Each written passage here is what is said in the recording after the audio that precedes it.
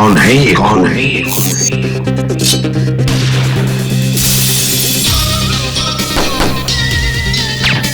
तू भी गया, तू भी गया। अबे मच्छर, मच्छर, मच्छर।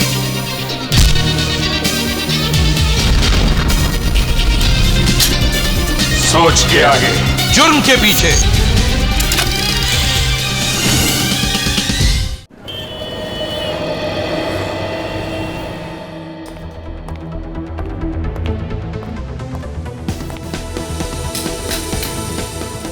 नमस्कार, मैं मलिक। एक मजेदार एपिसोड में आप सभी का स्वागत करता हूं। आज एक रहस्य से पर्दा उठेगा, सच्चाई पता चलेगी। भविष्य जानने की इच्छा मेरे अंदर भी है और आपके अंदर भी। ज्योतिष एक शास्त्र है जिसके जरिए हम अपना भविष्य जान सकते हैं। कुछ लोग यकीन करते हैं और कुछ नहीं, मगर सच क्या है यह बताने के लिए हमारे बीच आ रही हैं मशहूर ज्योतिष miss Tania. Please welcome.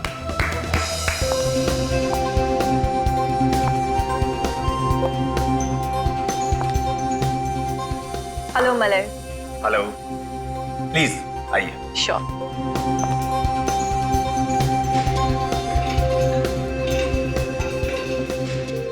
Tania जी, हमारे शो में आने के लिए आपका बहुत बहुत धन्यवाद। Thank you so much. ज्योतिष मेरे लिए एक बहुत बड़ा रहस्य है। प्लीज आप हमें बताइए कि आप भविष्य कैसे बताते हैं? हम सब इस ब्रह्मांड का एक हिस्सा है। हमारी सोच पर, हमारे हर एक डिसीजन पर इन सितारों का प्रभाव होता है। अच्छा, तो इन सितारों से हमारी किस्मत जुड़ी हुई है? बिल्कुल। जैसे इन सितारों का रास्ता तय है, वैसे ही हमारी किस्मत। इन सितारों को देखकर मैं किसी भी आदमी का भविष्य जान सकती हूँ। तो हमारी किस्मत तय है, हम इसे बदल नहीं सकते। सुनकर थोड़ा डर लगता है। बिल्कुल, मुझे तो पूरा यकीन है कि मैं आपके इस यकीन को परखना चाहूंगा। आप अपनी बात को साबित करने के लिए कोई सबूत दें, जैसे कि आप मेरे भविष्य के बारे में कुछ बातें बताएं। ठीक है। मगर ऐसी कुछ बातें जिससे हम सबको ज्योतिष पर यकीन आ जाए। ठीक है, आप अपना हाथ दिखाइए।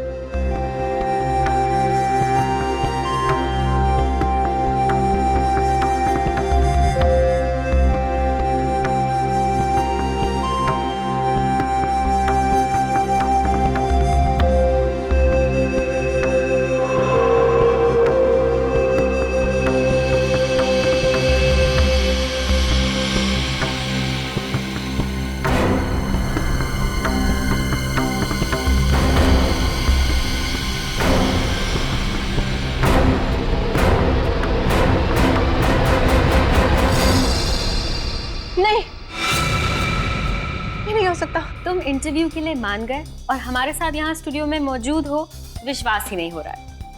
क्या हम सीआईडी वाले इतने खड़ूस लगते हैं? नहीं नहीं, बिल्कुल भी नहीं।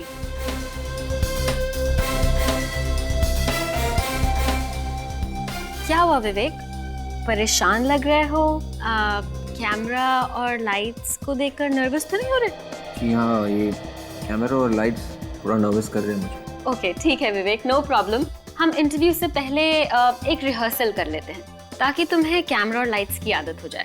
जी शुक्रिया। अब विवेक ये बताओ कि तुम सीआईडी में कब आए? यही कोई हो गए होंगे 5-6 साल। अच्छा, तो कैसी होती है सीआईडी ऑफिसर्स की जिंदगी? थोड़ी मुश्किल है पर बहुत ही दिलचस्प। विवेक, एसीपी अभिजीत और दया सर जैसे सीनियर ऑफिसर्स के साथ काम करने के बारे में कुछ बताइए ना हमें। देखिए, उनके साथ काम करना बहुत बड़ी बात है। एक परिवार के जैसे रखते हैं सबको। उन्होंने मुझे बहुत कुछ सिखाया, बहुत कुछ, और मदद के लिए हमेशा तैयार रहते हैं। Very nice. मगर आपके असली परिवार का क्या?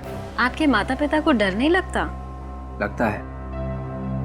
मेरी माँ को हमेशा मेरी चिंता लगी रहती है, लेकिन उन्हें गर्व है कि मैं समाज के काम आ रहा हूँ। विवेक, एक और बहुत इम्पोर्टेंट सवाल है और उस सवाल को पूछे बगैर मैं आपको इस स्टूडियो में से जाने नहीं दे सकती। देखिए प्लीज, शादी के बारे में मत पूछना, ऑलराइट? नहीं नहीं, शादी के बारे में तो हम जरूर पूछेंगे, लेकिन बाद में। अभी आप मुझे प्लीज फ्रेडी सर के बारे में कुछ बताइए ना। Freddie sir? हाँ। क्या हुआ विवेक, फ्रेडी सर का नाम लेते ही आपने हंसना शुरू कर दिया? वो बस फ्रेडी सर। विवेक, फ्रेडी सर का नाम सुनते ही आपका ये हाल है, तो आपके साथ काम करते हुए क्या हाल होता होगा? जी हाँ, बिल्कुल पूछिए मत। सॉरी।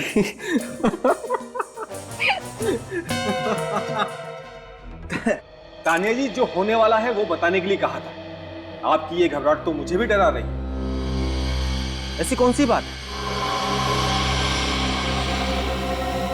आज आपका आखिरी दिन है। तानिया जी, तो आज मैं मरने वाला हूँ। हाँ। मगर कैसे? मैं तो बिल्कुल फिट हूँ, मुझे कोई बीमारी भी नहीं और मैं गाड़ी भी सेफली ड्राइव करता हूँ। फिर मेरी मौत कैसे होगी? ये मुझे नहीं पता। कमाल है, मेरी मौत होगी ये पता है, मगर कैसे होगी ये नहीं पता। मैंने तुम्हारे हाथ की रेखाएं पढ़ी हैं और मैं ये नहीं लिखा। ताज्जुब है, रेखाओं में अधूरी बात क्यों लिखी हुई है? भविष्य पढ़ना कोई टीवी प्रोग्राम देखने के जैसा नहीं है जिसमें सब कुछ दिखाई दे। मैं नहीं मरूंगा तानिया जी। कल आप और ये सभी लोग कल मेरे साथ मेरे घर पर नाश्ता करेंगे।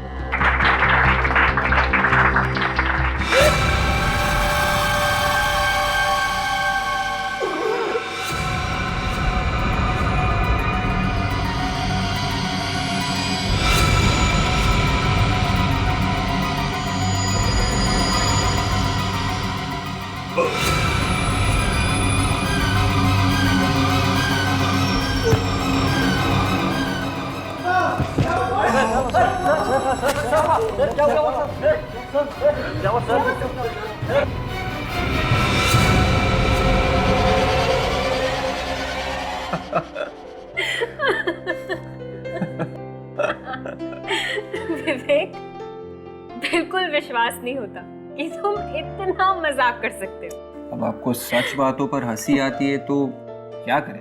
अरे वाह, वेरी नाइस विवेक। ऐसा लगता है पूरी तरह से कंफर्टेबल हो गए हो। तो इंटरव्यू शुरू करें? बिल्कुल। ठीक है, तो मैं अपने कैमरामैन और बाकी के सारे क्रू को बुला लेती हूँ। प्लीज।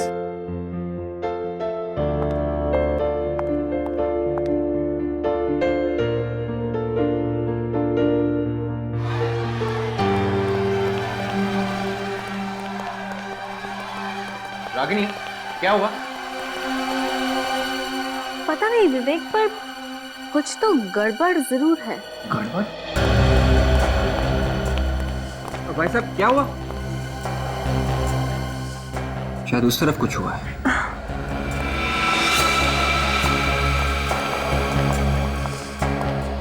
एक मिनट पीछे होइए प्लीज प्लीज। मैम प्लीज, एक मिनट। क्या हुआ इसे? क्या हुआ इसे? भाई साहब, भाई साहब।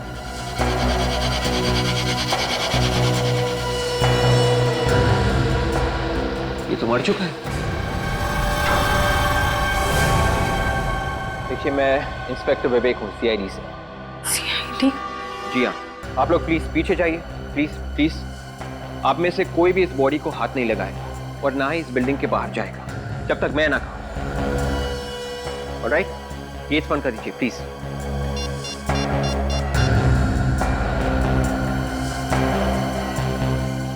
हेलो सर, मैं फ्यूचर न्यूज चैनल से बात कर रहा हूँ। आप लोग जल्दी आइए सर, यहाँ पे एक खून हुआ है सर। खून हुआ है? आर यू श्योर कि ये खून हुआ है? आप कौन? सर, ये मशहूर एस्ट्रोलॉजर तानिया हैं। इन्होंने अभी अभी बताया था कि इनकी मतलब मलाई की मौत होने वाली है। तानिया जी?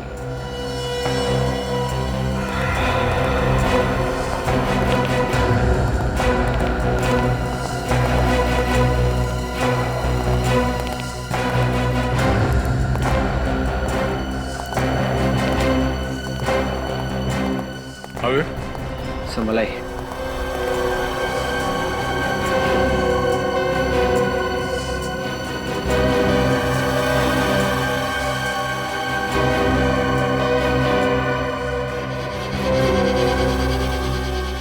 बंद कर रखी है। मुठिया से बंद क्यों है?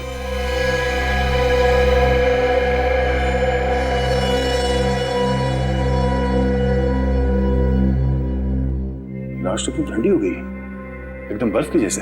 हाँ सर, इसकी मौत बड़ी अजीब तरीके से हुई है, इसीलिए मैंने आपको फोन किया। मगर इसकी मौत तो अभी हुई है ना, थोड़ी देर पहले। जी हाँ सर।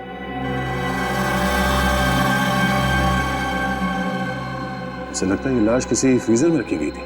सर लाश भी यहीं पे पड़ी हुई थी और इसकी मौत भी सबके सामने ही हुई है। बॉडी अकड़ भी गई है। राइगर मोटिस को होने में कम से कम 4-5 घंटे लगते हैं। इतनी जल्दी ये बॉडी कैसे अकड़ गई?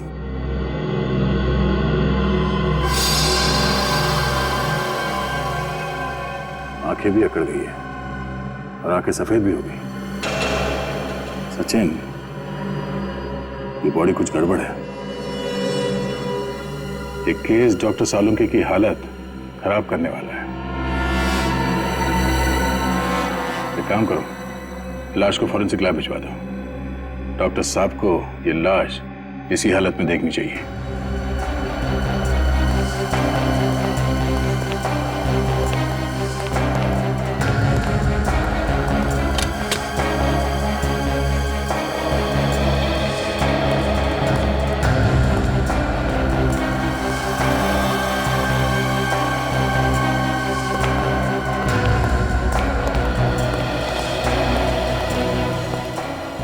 सर एक और बात है। क्या?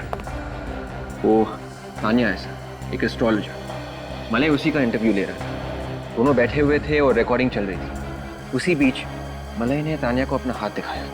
तानिया ने हाथ देखा और कहा, मलय तुम्हारी मौत होने वाली है। उसके बाद अचानक ये सब। उसकी मौत लिखी हुई थी। मौत को जब आना होता है वो आकर रहती है, उसे कोई नहीं टाल सकता। तो हम ये समझे कि जैसे ही आपने उस आदमी का हाथ देखा, आपको मालूम पड़ गया था कि ये आदमी ऊपर जाने वाला है। जी हाँ। धनी जी, आपको एक बात बोलूं?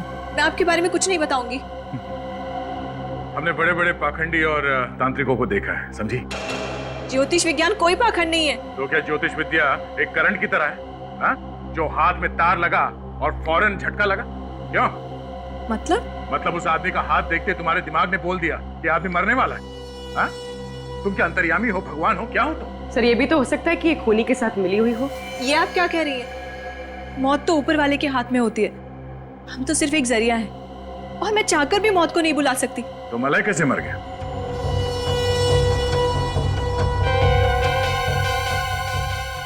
अच्छा, आप खुद का हाथ देख सकती हैं?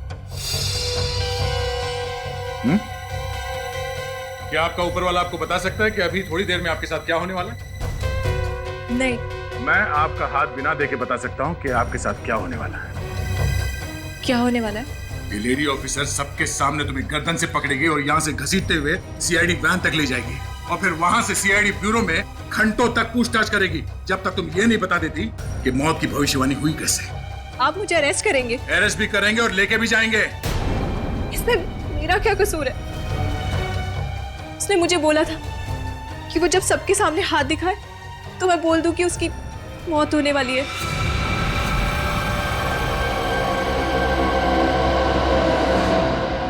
देखा, सीआईडी के सामने भविष्यवाणी भी बदल जाती है। मुझे भविष्यवाणी करने के लिए कहा गया था सर। मलय ने कहा था? जी हाँ।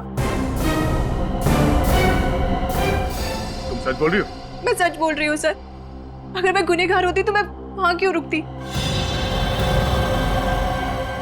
मलय मरने वाला था और उसे इस बात की कोई चिंता नहीं थी।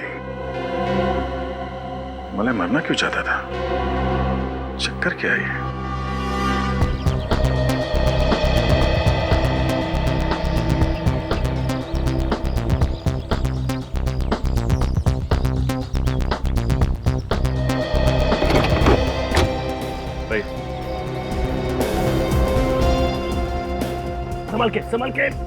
संभल के और आई जाओ।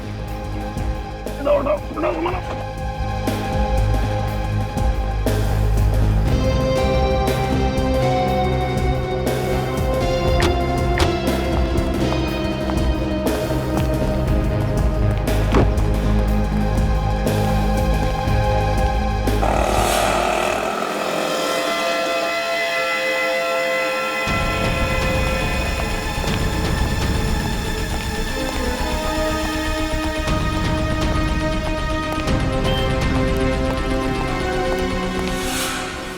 लगाओ। सिक्योरिटी वाला खा गया। सिक्योरिटी,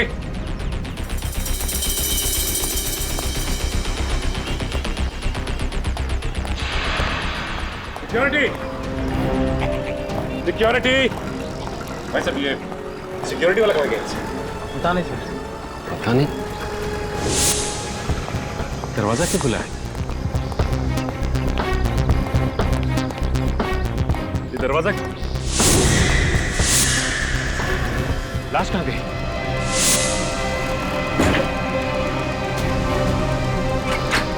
लाश कहाँ गई? लाश पता नहीं साहब, कहाँ गई? पता नहीं, कमाल है। तुम लोग यही थे ना? हाँ साहब, हम तो यहीं पर थे। तुम यहीं पे थे, फिर भी लाश गायब हो गई। मलाई क्या शो कर रहा था वो शो दिखाओ। बिल्कुल, मुझे तो पूरा यकीन है कि मैं आपके इस यकीन को परखना चाहूंगा। ठीक है। मैं चाहता हूं कि आपकी बात साबित करने के लिए आप कुछ सबूत दें। आप अपना हाथ दिखाइए।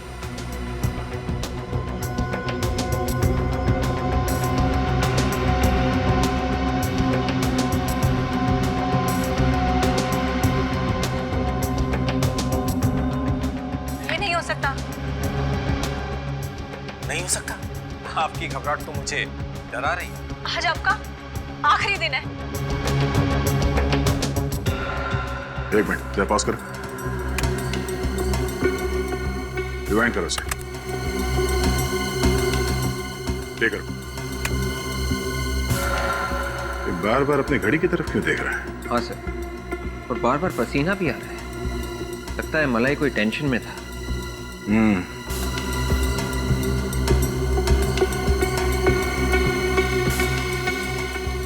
सर ऐसा लग रहा है इसकी तबीयत ठीक नहीं है।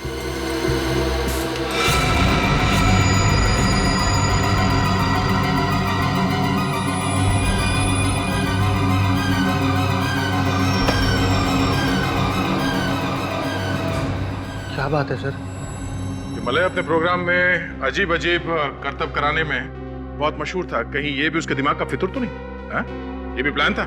नहीं सर, ऐसा कोई प्लान नहीं था। मतलब ये मौत एक आत्महत्या है?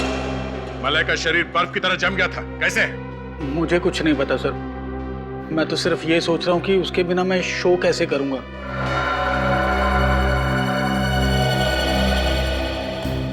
मलाई मरने वाला है, ये बात तानिया को मालूम थी। हाँ सर, लेकिन यहाँ पे काम करने वाले मलय के किसी भी कोलीग को तानिया के बारे में मालूम नहीं था। सबसे पूछा? हाँ सर। अब सर एक लड़की रह गई। कौन? रागिनी। वो मेरा इंटरव्यू ले रही थी। उससे भी पूछ के देखो। Yes sir.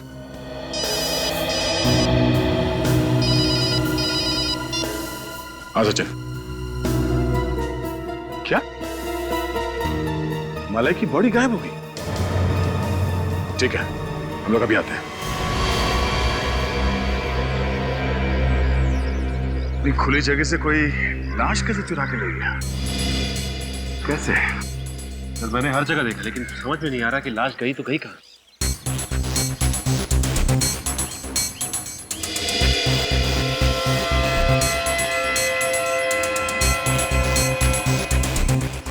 एम्बुलेंस के नीचे सब बंद है, कोई ड्रेनेज एग्जिट भी नहीं है। तुम्हें शक कैसे हुआ?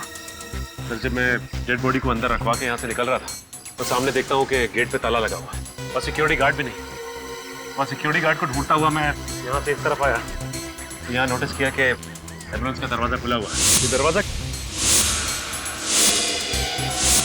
लाश कहाँ गई?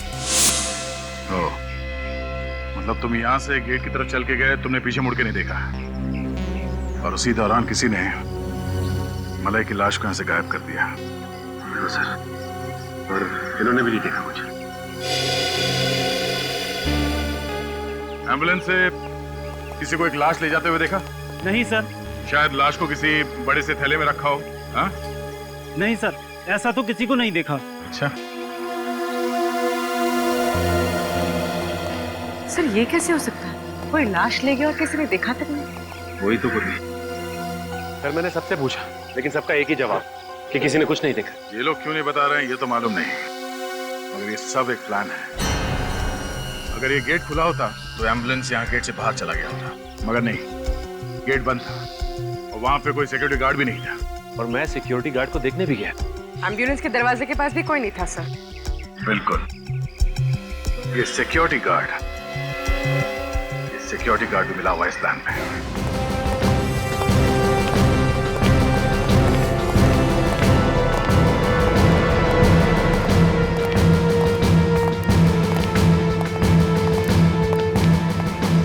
तुम यहाँ गेट पे सिक्योरिटी करते हो?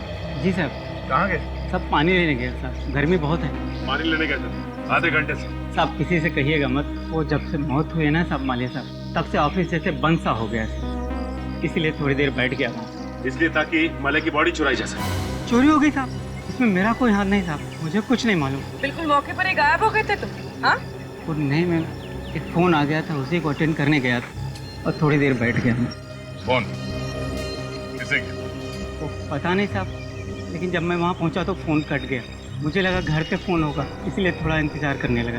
एक मिनट, इसने तुम्हें कहा कि तुम्हारा फोन आया है, उसने तुम्हें ये नहीं बताया कि किसने फोन किया था? नहीं साहब। अच्छा, तुमने पूछा क्यों नहीं उससे कि कौन बोल रहा है? सर क्योंकि इसके दोस्त और घर वाले हमेशा कॉल करते हैं, इसके लिए मैं कई बार पूछती नहीं हूँ। फोन करने वाला लड़का था या लड़की? सर लड़की थी। लड़की थी? उसने क्या बोला? जो बोला वही बताओ। हाँ, उन्होंने बोला कि महेश को बुला। महेश को बुला? महेश बोला या सिक्योरिटी गार्ड? सोच के बताओ।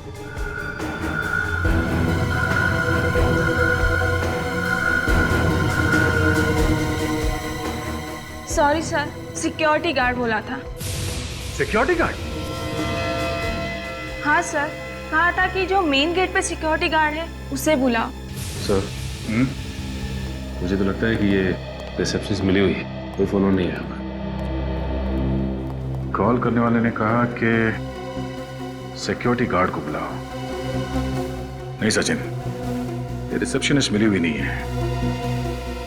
अगर वो फोन करने वाला इस वॉचमैन का कोई यार दोस्त होता तो ये कहता कि महेश को बुलाओ, और कॉल करने वाले ने कहा कि गेट से सिक्योरिटी गार्ड को बुलाओ।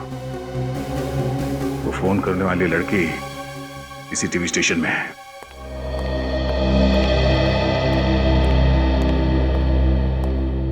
ये रागिनी का फोन क्यों नहीं लग रहा है?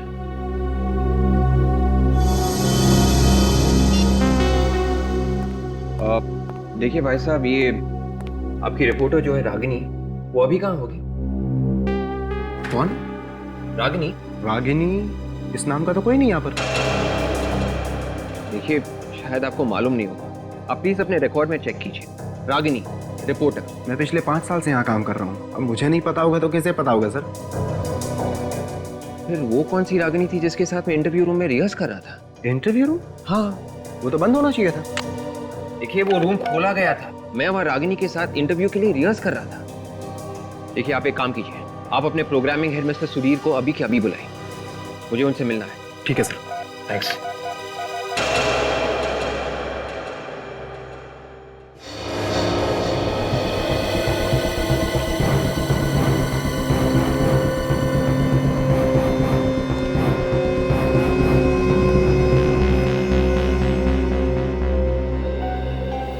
मिस्टर सुधीर, आपको मालूम है कि मेरा इंटरव्यू यहाँ पे होने वाला था? आपका इंटरव्यू यहाँ पे? जी हाँ। नहीं सर, इस बारे में मुझे कुछ नहीं मालूम। देखिए, आपकी रिपोर्टर रागिनी ने मुझे यहाँ इंटरव्यू पे बुलाया था, कैमरा यहाँ पे लगा हुआ था, रागिनी यहाँ पे बैठी थी और मैं यहाँ पे, हमारे बीच बातचीत शुरू हो गई थी। फिर अचानक, अभी समझ में नहीं आ रहा है कि यहाँ पे ना तो कोई रागिनी को जानता है और ना ही इस इंटरव्यू के बारे में। हाँ सर, रागिनी नाम की कोई रिपोर्टर नहीं है और ना ही यहाँ पे कभी काम करती थी। मैं तो खुद ताज्जुब में हूँ कि ऐसा कैसे हो गया। ये सारी तैयारी अपने आप तो नहीं होगी, यहाँ पे कुछ तो होने वाला होगा ना? हाँ सर, मलाय यहाँ पे एक इंटरव्यू लेने वाला था। मलाय तो दूसरे इंटरव्यू में था, तो फिर यहाँ कौन सा इंटरव्यू? उस इंटरव्यू के खत्म होने के बाद वो दूसरा इंटरव्यू यहाँ पे लेने वाला था। अच्छा, तो ये रूम खाली था, ये बात रागिनी को मालूम थी, तभी उसने ये सारा प्लान बनाया। मिस्टर सुधीर, आपके टीवी स्टेशन का ही कोई आदमी है जिसने ये बात रागिनी को बताई थी। कौन है वो? किसी पे कोई शक? नहीं सर। कोई तो है मिस्टर सुधीर, कोई तो है। कौन?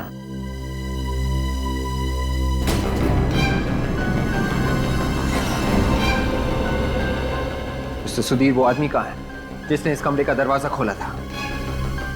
कहाँ है वो? उसे सब कुछ मालूम है।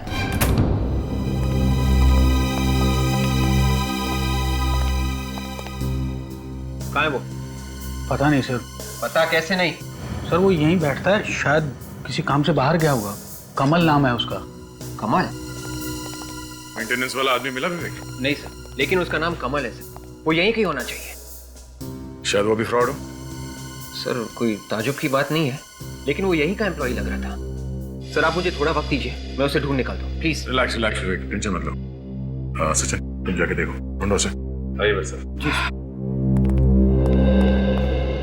विवेक, तुम रागिनी को कैसे जानते हो? सर एक्चुअली रागिनी ने मुझे फोन किया एक इंटरव्यू के लिए। पिछले 2 हफ्ते से वो रिक्वेस्ट कर रही थी, तो मैंने सोचा। सब एक प्लानिंग है। मतलब सर? मतलब उसने पहले मलाई का खून किया और फिर उसकी बॉडी को चुरा लिया। सर भगदड़ के बाद तो वो गायब थी, लेकिन एक बात समझ में नहीं आ रही सर। अगर वो एक गुनहगार है तो उसने मुझे इंटरव्यू के लिए क्यों बुलाया? क्यों सर? सर ये रहा कमल। यही है वो सर। कहाँ है वो? कौन थी वो? जल्दी बता, नहीं तो। कौन सी लड़की? मैं किसी लड़की को नहीं जानता।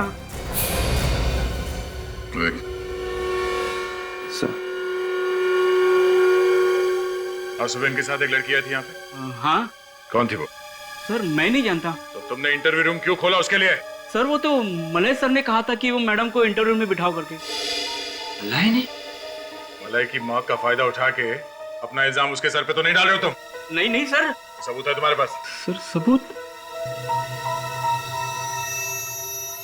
हाँ है सर, 1 मिनट।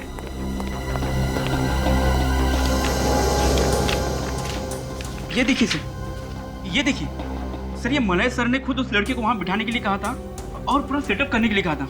ये रही उनकी सिग्नेचर ही। इसका मतलब मलय रागिनी को जानता था? ये रागिनी मलाई को कैसे जानती थी?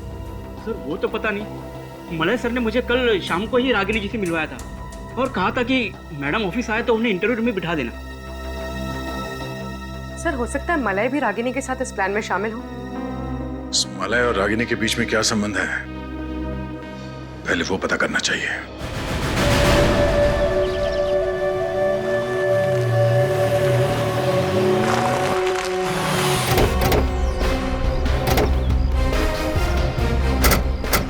सर मलय तो अकेला रहता था, फिर हमें यहाँ क्या मिलेगा? शायद रागिनी के बारे में कुछ पता चल जाए, शायद उसका एड्रेस मिल जाए।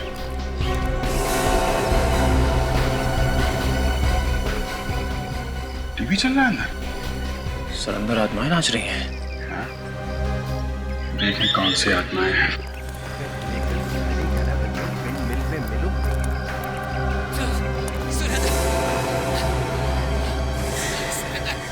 जोर से टीवी चल रहा है, फिर भी आदमी सोया पड़ा है।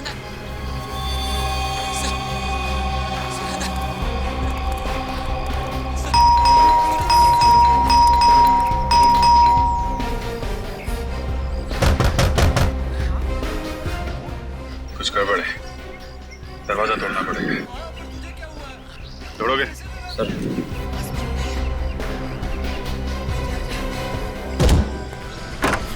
Good job.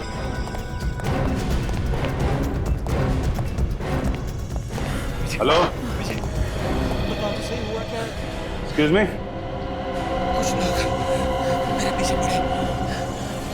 हेलो।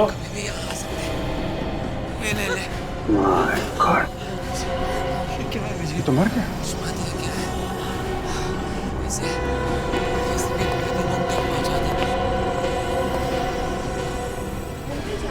टीवी बंद करो।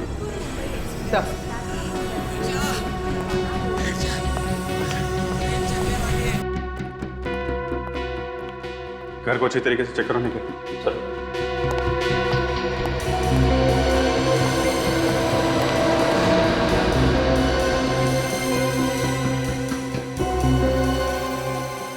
बैठे ऐसा लग रहा है टीवी देखते देखते ही मर गया। सर हो सकता है ऐसे हार्ट अटैक आया। हो सकता है। आने के घर के अंदर कोई भी नहीं है। घर में कोई भी नहीं? नहीं सर। ये आदमी यहाँ पे अकेला है? कौन ये आदमी? एक मिनट। ये क्या है?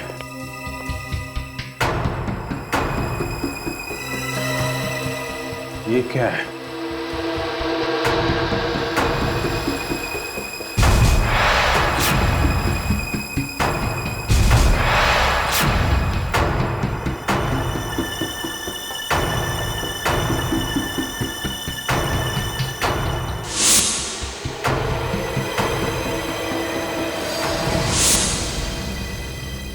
मलय?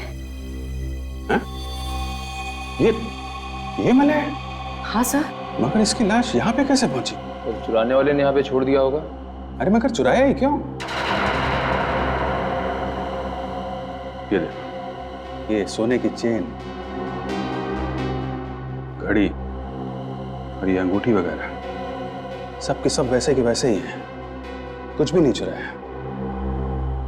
ऊपर से इसे नकली विग, दाढ़ी और मूंछ लगा दी। बस सर।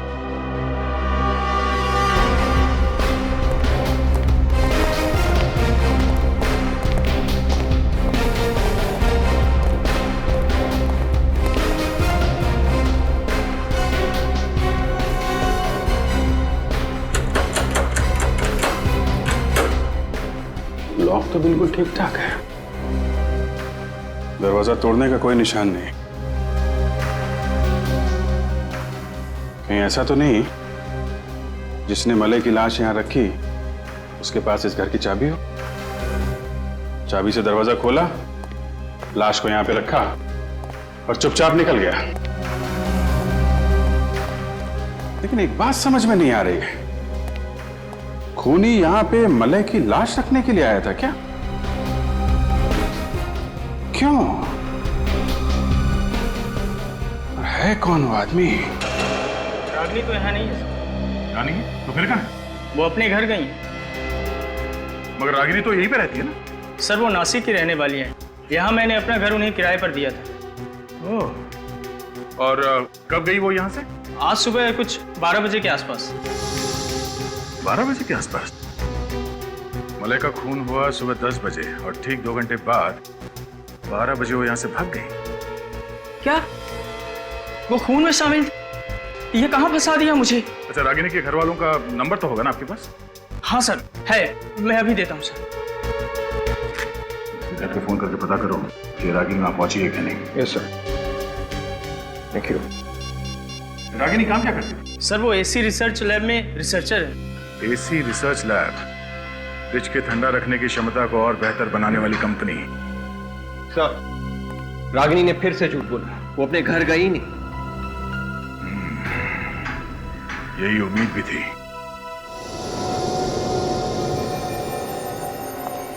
अब मैं बोलूंगा तो बोलोगे कि बोलता है? यार साउंड के बोल के तो रहेगा ही। चुप रहने वालों में से तू है ही नहीं। देख, ज्यादा देर पेट में बात को छुपा के मत रख। पेट में दर्द होगा, जल्दी बता दे। पेट में मेरे दर्द नहीं होगा, तुम्हारे पेट में दर्द होगा अगर बता दिया तो। पेट दर्द की दवा है हमारे पास, तू जल्दी से बता दे। इस आदमी की मौत 2 घंटे पहले देखा, मुझे पता था। आज सुबह जैसे मैं घर से बाहर निकला ना, तो मेरे सिर के ऊपर से एक कौवा हंसते हुए गुजरा। तभी मुझे लगा कि आज का दिन मेरा बड़ा खतरनाक निकलने वाला है। अरे यार सालूम के 2 घंटे पहले मरा ये। इस आदमी की मौत टेलीविजन स्टेशन पर हुई, सब लोगों के सामने, सबके सामने, सुबह 10 बजे, मतलब अभी से 8 घंटे पहले। देखो बॉस, एक बार अगर फॉरेंसिक साइंस ने बता दिया कि यह आदमी 2 घंटे पहले मरा है, तो इसका मतलब ये आदमी 2 घंटे पहले ही मरा। यार साउंड की ये कैसे हो सकता है? इस आदमी की लाश को चेक किया गया था टेलीविजन स्टेशन पर, और वो भी दया ने। तब इसका शरीर ठंडा पड़ा था बर्फ की तरह। अच्छा एक बात बता, इसके शरीर में से तुझे कुछ मिला? नहीं मिला तो कुछ नहीं। यार साळुंखे, इसके अलावा टेलीविजन स्टेशन पर और किसी को कुछ भी नहीं हुआ। यहाँ तक कि इसके सामने जो ज्योतिषी बैठी थी तानिया, उससे भी कुछ नहीं हुआ। नहीं यार साळुंखे, इसके शरीर में कुछ तो था। मैं तो कहता हूँ कुछ तो है जो तुम्हें मिलना चाहिए था और जिसकी वजह से इसका शरीर ठंडा पड़ता, बिल्कुल बर्फ की तरह। तू मुझे बता साळुंखे, हमारे इन्वेस्टिगेशन के हिसाब से इस आदमी की मौत सुबह 10 बजे हुई, मतलब अभी से 8 घंटे पहले, और तू कह रहा है कि इसकी मौत हुई 2 घंटे पहले। तो क्या ये आदमी 8 घंटे पहले मरा और फिर जिंदा हुआ और फिर 2 घंटे पहले मरा?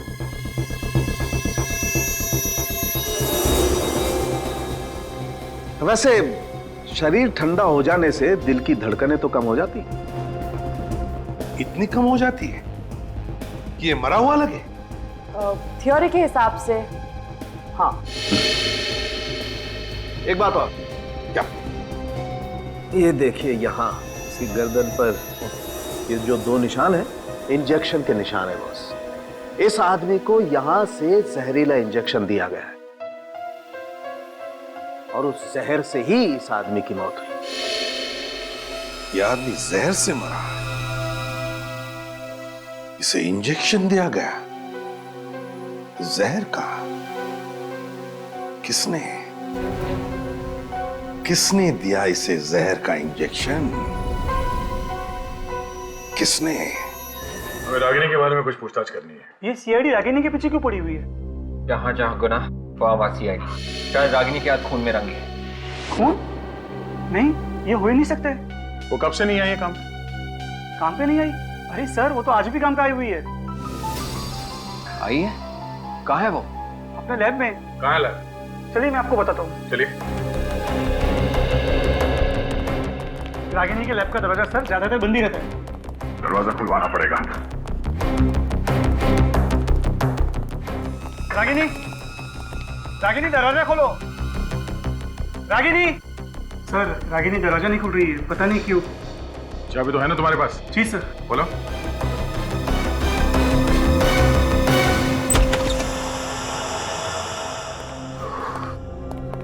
कमरे का ठंडा क्यों है? सर, वो रागिनी ने एक ऐसा केमिकल बनाया जिससे फ्रिज को ठंडा करने की कैपेसिटी बढ़ जाए। ठीक है, तुम बाहर खड़े रागिनी।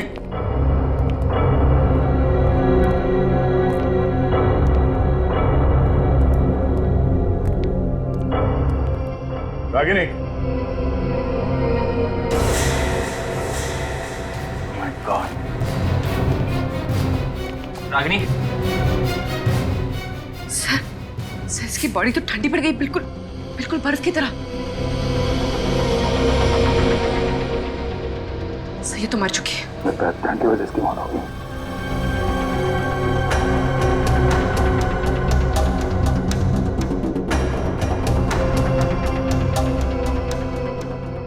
सब चीज अपनी जगह पे है। लैब के अंदर कोई और है भी नहीं, कोई हाथापाई के निशान नहीं।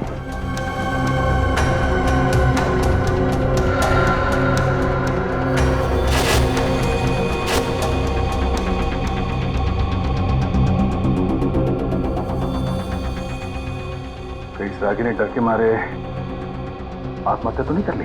सर, मलय के फोन रिकॉर्ड से पता चल ही रहा है कि मलय की मौत के कुछ दिन पहले से रागिनी और मलय के बीच में काफी बातें हो रही थी।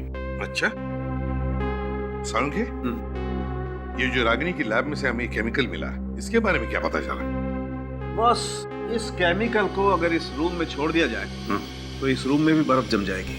अच्छा, और अगर ये केमिकल किसी इंसान के शरीर में इंजेक्ट किया जाए तो इंसान के शरीर में बर्फ जम जाएगी। और क्या? मलय के शरीर में भी बर्फ जमी थी, मगर थोड़ी देर के बाद वो फिर से जिंदा हो गया था। ये देखो दया, इस सीरीज में ऐसी दवाई है कि शरीर के अंदर बर्फ जम भी जाए तो भी इस दवाई की वजह से उसके दिल की धड़कनें चलती रहेंगी। तो इसका मतलब है आदमी के शरीर का बर्फ पिघल गया और उसके बॉडी का टेम्परेचर नॉर्मल हो गया तो आदमी फिर से जिंदा हो जाता। हाँ बॉस, मतलब साफ है कि रागिनी और मलय दोनों ने मिलकर इस केमिकल की पब्लिसिटी करने का प्लान बनाया है। मलय जब जमीन पर गिरा हुआ था उस वक्त उसे ये केमिकल इंजेक्ट किया गया ताकि उसका दिल काम करता रहे। रागिनी ने पहले से ही भेस बदलने के लिए कपड़े, नकली मूछ और विग का इंतजाम कर रखा था, जो उसने मौका मिलते ही एम्बुलेंस के अंदर छुपा दिया।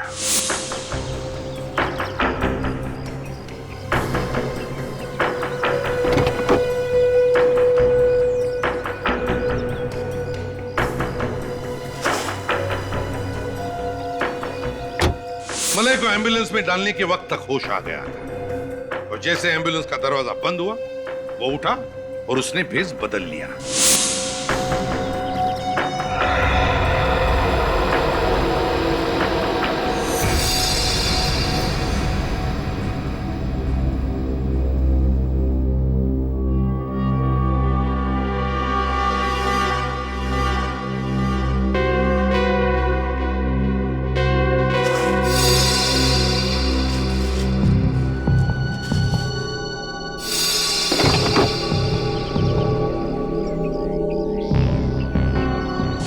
प्लान एकदम सही जा रहा था और उसके अनुसार वो अपने घर पहुंचा।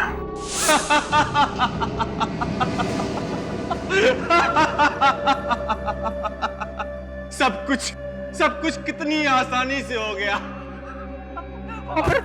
और किसी को भनक तक नहीं लगी। अंतर्राष्ट्रीय बाजार में कच्चे तेल का भाव $105 प्रति बैरल से गिरकर $73.63 प्रति बैरल पर आ गया है, लेकिन $21 प्रति बैरल की कमी के बावजूद पेट्रोल कंपनियां तेल के दाम घटाने को तैयार नहीं है। किसी भी चैनल पर मेरे मरने की खबर क्यों नहीं दिखा रहे? 5 रुपए लीटर बढ़े थे। उस वक्त कच्चे तेल की कीमत $105 प्रति बैरल थी। उनको पता ही नहीं कि मैंने क्या झेला। शरीर ठंड के मारे अकड़ने लगा था और इतना दर्द, मौत के मुंह से बाहर आया हूं। जरा संभल के हैं।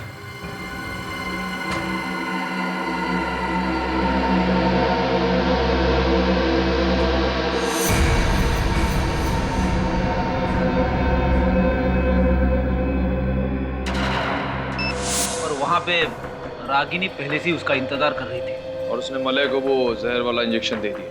हाँ, लेकिन मलय का खून रागिनी ने नहीं किया है। उसने खुद फोन करके विवेक को टेलीविजन स्टेशन पे बुलाया था, क्योंकि ये सब एक पब्लिसिटी स्टंट था। एक सीआईडी ऑफिसर के सामने ऐसा कुछ हो जाए तो बात बहुत बढ़ जाती है। सर, अगर रागिनी खूनी नहीं है तो फिर खूनी कौन है? विवेक, एक बात बता सर, मलय के गिरने के वक्त रागिनी कहाँ थी? सर, रागिनी वहां सेट पे नहीं थी, वो कॉरिडोर में ही रुक गई, क्योंकि एम्बुलेंस में उसे वो कपड़े रखने थे। मगर सर, मलय का दिल चलता रहे उसके लिए उसे इंजेक्शन तो देना ही था। तो इंजेक्शन किसने दिया? विवेक को इंजेक्शन उसी ने दिया जिसे रागिनी और मलय ने अपने प्लान में शामिल कर रखा था। और वो उस वक्त सेट पर था।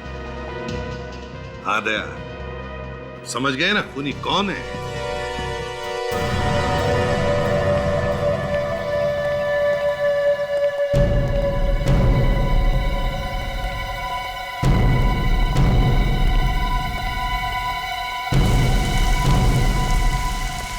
नमस्ते। आप? तानिया जी, कैसी हैं आप? मैं तो अच्छी हूँ, पर इतनी सी बात पूछने के लिए आप यहाँ फोन कर दिया होता। फोन पे भविष्य कैसे पूछ सकते हैं? नहीं, ऐसी कोई बात नहीं है। फिर भी नहीं, हमने सोचा कि जिस मुसीबत में हम लोग फंसे हुए हैं तो उसमें से आप ही हमें बाहर निकाल सकती हैं। मैं? हाँ हाँ, आपको सबका भविष्य मालूम है, तो प्लीज आपको ये भी मालूम होगा कि रागिनी और मलय का खूनी कौन? मुझे कैसे पता होगा? देखिए तानिया जी, अब हम लोग तो हार गए, आपको ही कुछ करना पड़ेगा। मैं कुछ नहीं कर सकती। मतलब आपकी ज्योतिष विद्या फेल?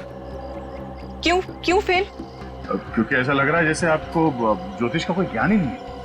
आपको केमिकल्स वगैरह के बारे में मालूम है बस। क्या तानिया जी, आपने दिल तोड़ दिया हम लोगों का। मतलब ये तानिया जी कि आप ज्योतिष वगैरह छोड़ के केमिकल्स के पीछे क्यों पड़ गई? वो ये रागिनी के कंपनी में काम करने वाले लोगों के लिस्ट में एक नाम मिला है। पूरी जरा ने देखा ना, देखे ये पहचानती है या नहीं?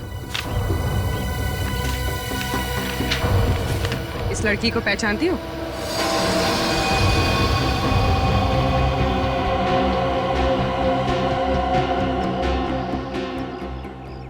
क्या हुआ? फोटो पहचानने में प्रॉब्लम हो रही? हम आपकी मुश्किल आसान कर देते हैं। ये आप ही की फोटो है और आप उस केमिकल बनाने वाली कंपनी में काम करती हैं, है ना? हाँ, मैं उस कंपनी में काम करती हूँ। और मलय और रागिनी के प्लान में तुम भी मिली हुई थी। उनकी मौत से मेरा कोई लेना देना नहीं है। ओह, तो मलय के मौत के दिन तुम उसके घर नहीं गई थी? हाँ? नहीं। मगर तुम्हारा मोबाइल फोन बता रहा था कि उस वक्त तुम उसी एरिया में थे। या नहीं? थी।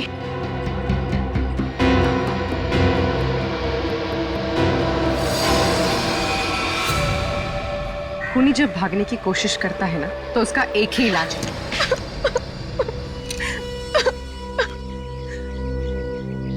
हाँ, मैंने ही उसे मारा था।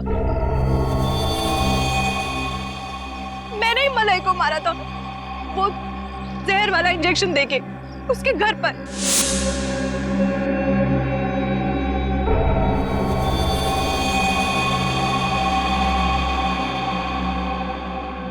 और उस बेचारे को शक भी नहीं हुआ क्योंकि तुम तो उसके प्लान में पहले से ही शामिल थी, है ना? हाँ, मैंने ही उसे कहा था कि वो इंजेक्शन से ज्यादा बेटर फील करेगा। रागिनी को कैसे मारा? उस दिन लैब में मैं उसी के साथ थी और मैंने केमिकल का कंटेनर खोल दिया और कमरे से बाहर चली गई। उस केमिकल ने फौरन उस लैब को ठंडा कर दिया। मगर उसका खून क्यों किया? उस केमिकल की वजह से। केमिकल की वजह से? उसने और मैंने मिलके वो केमिकल बनाया था, लेकिन अपने बॉयफ्रेंड मलय के साथ मिलके वो सारा क्रेडिट ले गई, मेरा नाम तक भी नहीं लिया। और बदला लेने के लिए तुमने उन दोनों का खून कर दिया। लेकिन क्या फायदा हुआ? अब सारी जिंदगी तुम्हें जेल में काटनी पड़ेगी। अगर फांसी नहीं हुई तो। खुशियां ही खुशियां।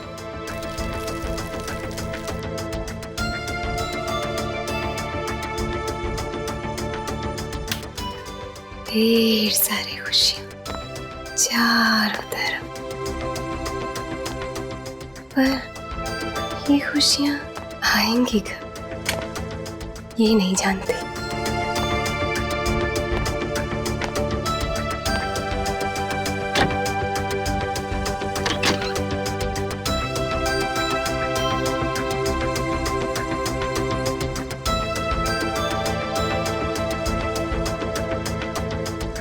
मेरा शीशा रोज मुझसे ये कहता है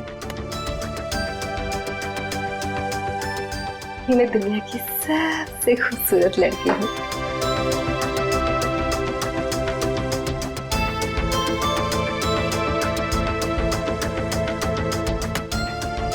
इतनी सारी खुशियां आएंगी।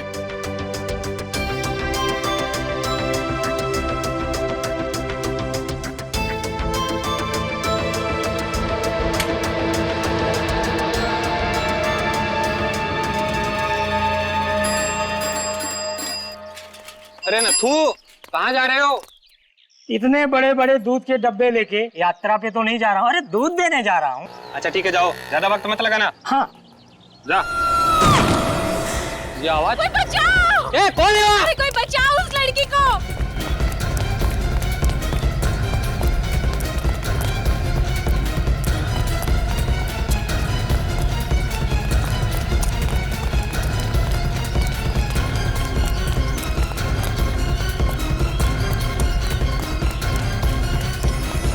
ये क्या हो गया? पता नहीं, इस लड़की ने इसे। ये तो वही अनुष्का मैडम है जिनके यहाँ दूध देने जा रहे थे। सीआईडी को बुलाना पड़ेगा।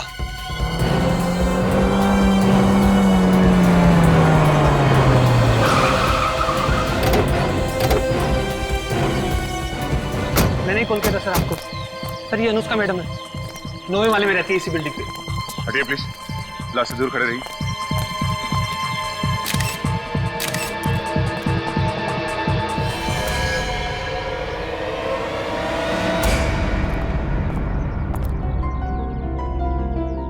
सर, जब भी किसी लाश का कुचला हुआ चेहरा देखता हूँ मेरे रोंगटे खड़े हो जाते सर। तो इसका मतलब है तुम में अभी भी इंसानियत बाकी है।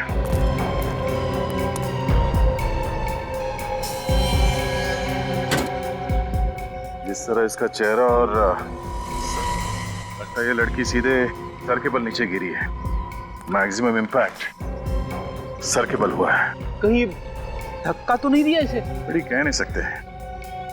ये लड़की यहाँ रहती है 9वें माले पे। अगर किसी ने यहाँ से धक्का दिया होता तो इसकी लाश और आगे यहाँ गिरनी चाहिए थी, मगर ये लाश बिल्डिंग के काफी नजदीक गिरी है। मतलब श्रुति को किसी ने धक्का नहीं दिया? बिल्डिंग से जितनी दूर ये लाश गिरी है उससे तो ऐसे ही लगता है कि ये खुद बालकनी से नीचे कूदी है। शायद ये आत्महत्या ही है। हाथों पे, गले पे, शरीर पे कहीं भी खरोच वगैरह का निशान नहीं है। ऐसा लगता नहीं है कि कोई हाथापाई हुई है या फिर किसी ने ऊपर से इसे धक्का दिया है। बालकनी में चल के देखते हैं वहां पे इतनी जगह है क्या कि कोई उससे वहां से धक्का दे सके।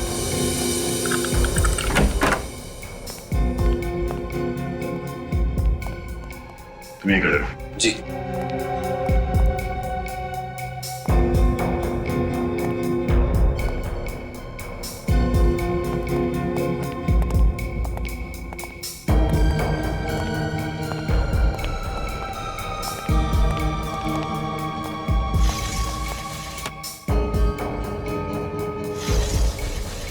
अनुष्का यहाँ से गिरी है।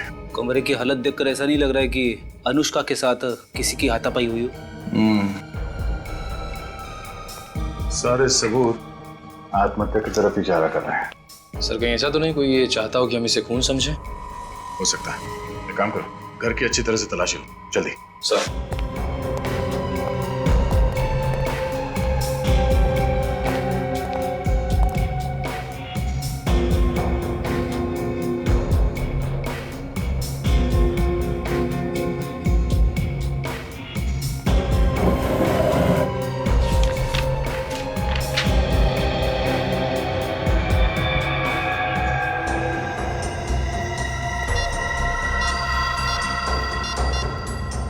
अनुष्का का मोबाइल।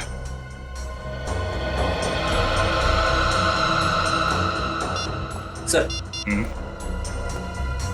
ये देखिए, अनुष्का का ऑफिस का आई कार्ड। अनुष्का बैंक में काम करती थी। जिस तरह के कपड़े पहन रखे थे ऐसे लग रहा था कि वो ऑफिस जाने वाली थी। सर लिफाफा मिला है। क्या? इसमें क्लब लेगर्स का पास है। शायद ये अनुष्का इस क्लब में जाती हो सकता है। अनुष्का का मोबाइल पानी से गिरा हुआ था। एक मिनट, आखिरी कॉल आज सुबह 8:15 बजे आया था। अरे अनुष्का की मौत भी तो 8:15 से 8:20 के बीच में हुई थी। ये फोन कॉल जिम्मेदार तो नहीं है उसकी मौत का? हेलो, ये कहाँ का नंबर है? पीसीओ बूथ का? कहाँ ये पीसीओ? यूसीएम रोड पे। ठीक है, थैंक यू। इस फोन बूथ पे चल के पता करते हैं कि अनुष्का को ये फोन कॉल किसने किया था। कभी कभी एक डिटेक्टिव का दिमाग सच्चाई मानने से इनकार कर देता है। उसे लगता है कि जो सामने दिखता है वही सच है, और फिर उसके दिमाग में लड़ाई शुरू होने लगती है कि क्या जो सामने दिख रहा है वो सच है या फिर जो नहीं दिख रहा है वो सच है। मतलब सर ये कहना बहुत मुश्किल है कि ये खून है या फिर आत्महत्या। सचिन, जहां पर हमें अनुष्का की लाश मिली वहां से पता चलता है कि वो एक आत्महत्या है, लेकिन यह भी कहना गलत होगा कि वो खून नहीं है। खून भी हो सकता है। पर सर खून करने के लिए तो खूनी का होना जरूरी, लेकिन अनुष्का के घर से खूनी की मौजूदगी के कोई भी निशान नहीं। वही तो, फॉरेंसिक रिपोर्ट के मुताबिक अनुष्का के शरीर में कोई नशा नहीं था किसी दवाई की वजह से। सर अनुष्का को जो फोन आया था मरने से पहले? हाँ, 15 सेकंड पहले बात की उसने। किसके साथ बात की अनुष्का ने? कुछ पता लगा है तुमने? सर जिस पीसीओ से फोन आया था उस पीसीओ के मालिक की याददाश्त कमजोर है सर। उसे पता ही नहीं कि फोन किसने किया था। चलो कोई बात नहीं। अनुष्का के घर से और कुछ मिला? हाँ सर, ये बिल मिला है ज्वेलरी शॉप का। तो ये बिल पहले क्यों नहीं मिला फ्रेडी? सर ये बिल ड्रॉअर के कोने में अटका हुआ था, इसलिए पहले नहीं दिखा। सोने की अंगूठी 2 दिन बाद मिलने वाली थी। कहीं ये शादी वादी का चक्कर तो नहीं? सर आइए प्लीज। सर ये भारती जी, अनुष्का की माँ। अनुष्का मेरी इकलौती बेटे थी, भगवान ने ऐसा क्यों किया? उससे मेरे बेटे ही छीन लिए। भारती जी संभालिए अपने आप, शांत हो जाइए। आइए आप बैठिए, आइए आइए प्लीज, आइए बैठिए।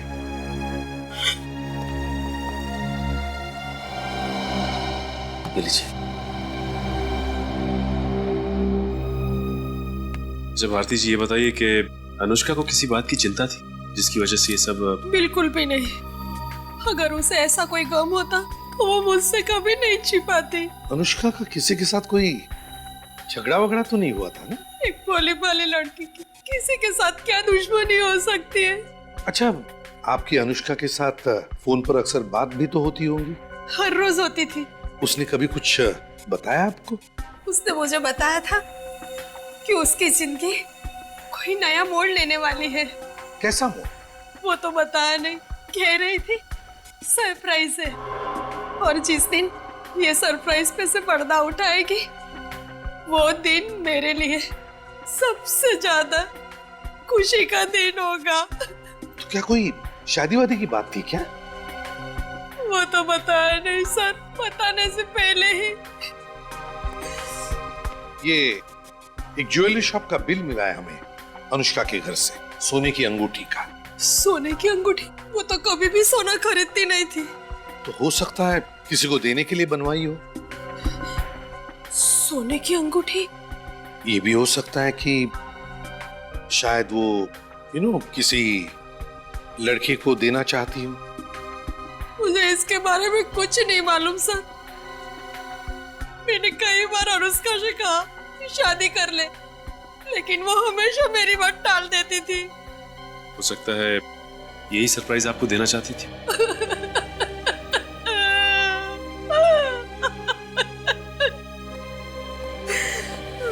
सचिन, ज्वेलरी शॉप से पता लगा। देखो, इस सोने की अंगूठी की ऑर्डर देने के लिए अनुष्का के साथ उस शॉप में कोई और भी गया था क्या?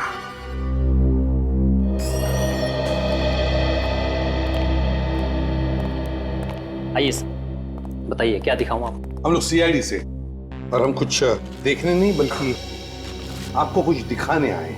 ये रिसीट आप ही की ज्वेलरी शॉप की है ना? जी सर। तो क्या इस रिसीट पर जिस अंगूठी का ऑर्डर दिया गया है वो अंगूठी आप हमें दिखा सकते हैं? जी सर। ये रही वो अंगूठी सर। ओह, तो ये है वो अंगूठी जिसकी अनुष्का ने ऑर्डर दी रखी थी? जी सर। करीब 2-2.5 घंटे तक वो यहाँ बैठी रही और तब जाकर उन्होंने ये डिजाइन चूज किया था। अच्छा, ये अंगूठी किसी लड़के के लिए बनाई है ना? जी सर, उन्होंने ये अंगूठी अपने मंगेतर के लिए बनवाई थी। मंगेतर के लिए? जी। तो क्या वो मंगेतर भी आया था उसके साथ? नहीं सर, वो तो नहीं आया है। तो अकेली आई थी अनुष्का? नहीं सर, उनके साथ एक लड़की थी, शायद उनकी सहेली हो। सहेली? क्या सहेली का नाम जानते हैं? नहीं, मेरा मतलब है कि शायद दोनों जब बात करती होंगी तब आपने सुना हो। सर, उस लड़की ने अपना नाम और नंबर खुद लिखवाया था। खुद अपना नाम और नंबर लिखवाया था? क्यों? सर, उन्होंने कहा कि अनुष्का का नंबर ना लगे तो मैं उन्हें फोन करूं। ओह, तो क्या उस सहेली का नाम और नंबर हम देख सकते हैं? एक्सक्यूज मी, ये बैंक के मैनेजर कहाँ है? जी, मैं हूँ यहाँ का बैंक का मैनेजर। देखिए भाई साहब, हम लोग सीआईडी से। सीआईडी? यहाँ बैंक में? आपके बैंक में एक एम्प्लॉय थी अनुष्का नाम की। जी सर, वो यहाँ पर कैशियर थी। क्या हुआ सर? एक्चुअली उसका खून हो गया है। व्हाट? अनुष्का का खून हो गया? कैसे सर? बिल्डिंग से नीचे गिर के। हे भगवान, 1 महीने से मैं उससे मिला नहीं। मैंने उसे नौकरी से निकाल दिया था। आपने उसे निकाला था? क्यों? सर, वो बैंक से पैसे चोरी करेगी तो मैं उसके गले में माला तो नहीं डालूंगा ना। वो खुद तो डूबने वाली थी, साथ में मुझे भी डुबाने वाली थी। पूरे 1 लाख रुपए खा गई थी वो। 1 लाख रुपए? जी सर, 1 लाख रुपए। लेकिन अनुष्का तो काफी अच्छे घर की लड़की थी। वही तो सर, अच्छे घर की होने के बावजूद भी उसने ऐसा काम किया। आपने पुलिस में रिपोर्ट लिखवाई? सर, मेरे पास कोई प्रूफ नहीं था और बिना सबूत के मैं पुलिस के पास क्या मुंह लेके जाता सर? पुलिस को दिखाने के लिए आपके पास मुंह नहीं था और बिना सबूत के आपने अनुष्का को नौकरी से निकाल दिया। देखिए सर, जब बैंक से पैसे गायब होते हैं तो कभी ना कभी पता चल जाता है। कोई लोग पैसा हाथ से उठा के लेके जाते हैं और कभी कोई चुपके से हवा कर देता है। अगर उसने यहाँ से पैसा चुराया है तो फिर ये जो सीसीटीवी कैमरा लगा हुआ है इसमें तो दिख जाएगा ना? हाँ सर, ये कैमरा 24 घंटा चालू रहता है। हमें उस दिन की फुटेज दिखाइए जिस दिन बैंक में चोरी हुई थी। ये सब मेरे साथ क्या हो रहा है? अनुष्का मुझे छोड़ के चली गई। मुझे तो यकीन ही नहीं हो रहा। ऐसा लगता है जैसे भगवान मेरे साथ कोई खेल खेल रहा हो। जब भी दरवाजे की घंटी बजती है तो लगता है दरवाजे के बाहर अनुष्का ही खड़ी होगी। अनुष्का से दोबारा ना मिल पाने का ख्याल ही मुझे खाए जा रहा है। देखो जानवी, मैं तुम्हारा दुख समझ सकता हूँ। ये बात सच है कि जब भी कोई अपना करीबी अचानक बेवजह मारा जाए तो उसका दर्द सहना मुश्किल है, लेकिन क्या करें, जिंदगी है ही ऐसी। लगता है आप काफी अच्छी दोस्त थी अनुष्का की। हम दोनों कॉलेज के दिनों से बहुत अच्छी सहेलियां थी। वो अपना हर सुख दुख मुझे बताया करती थी। तो फिर जानवी, अनुष्का ने तुम्हें ये भी तो बताया होगा कि वो किसके साथ शादी कर रही है। शादी? शादी क्यों? तुम तो गई थी ना उसके साथ अनुष्का की एंगेजमेंट रिंग खरीदने के लिए। पर उसने मुझे अपने मंगेतर से नहीं मिलवाया था। कहा था सरप्राइज है, वक्त आने पर मिलवाएगी। मगर उसका नाम हम तो बताया होगा, या तो फिर वो कहाँ रहता है या उसका टेलीफोन नंबर वगैरह। हाँ, उसका नाम राहुल है। राहुल? मुझे इतना ही पता है। इसे एक बात बताओ, ये अनुष्का राहुल से मिली कैसे?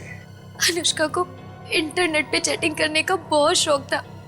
राहुल से भी वो इंटरनेट पे ही मिली थी। इंटरनेट पे? अनुष्का राहुल से इंटरनेट पर मिली थी? तो फिर अनुष्का के कंप्यूटर से हम राहुल तक पहुंच सकते हैं।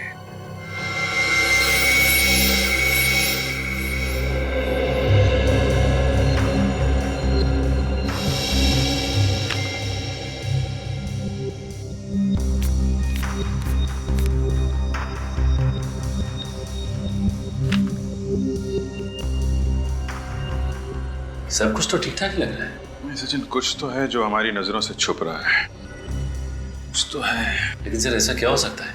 हमने तो लंच ब्रेक की फुटेज भी देख ली, उसमें तो वो ऐसा कुछ भी नहीं कर रही। नहीं, वो लंच टाइम में ऐसा काम नहीं करेगी, क्योंकि उस वक्त लोगों का शक उस पर जा सकता है। वो ऐसा काम तभी करेगी जब बैंक में काफी भीड़ भाड़ हो और सब लोग अपने अपने काम में बिजी हो। बैंक में सबसे ज्यादा भीड़ कब रहती है? सर सुबह 10 बजे से दोपहर 1 बजे तक। ठीक है, 10 बजे से लेकर 1 बजे तक की फुटेज जरा फिर से चलाइएगा।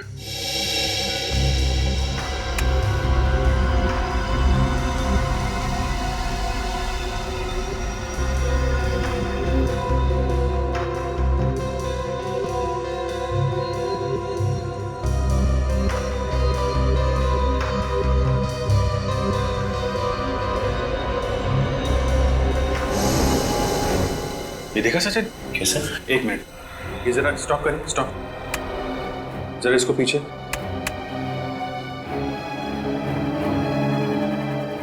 हाँ, अभी प्ले करिए। बस रोके, स्टॉप। इसके हाथ पे जूम करिए। अभी प्ले करिए। क्या ये आदमी इसे स्लिप नहीं दे रहा है, 100 रुपए का नोट दे रहा है। उसने अनुष्का को 100 का नोट दिया और उसके बदले में उसने 1 लाख रुपए दिए उसे। अब जरा स्लोली जूम आउट करिएगा और क्लिक करिए।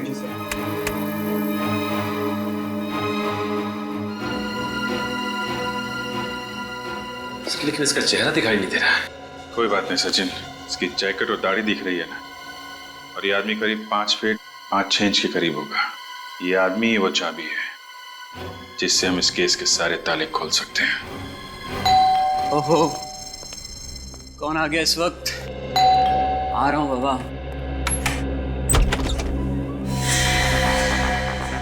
कौन है आप लोग? सीआईडी। सीआईडी? सीआईडी मुझसे मिलने क्यों आई? अनुष्का का खून हो गया है। क्या? अनुष्का का खून हो गया?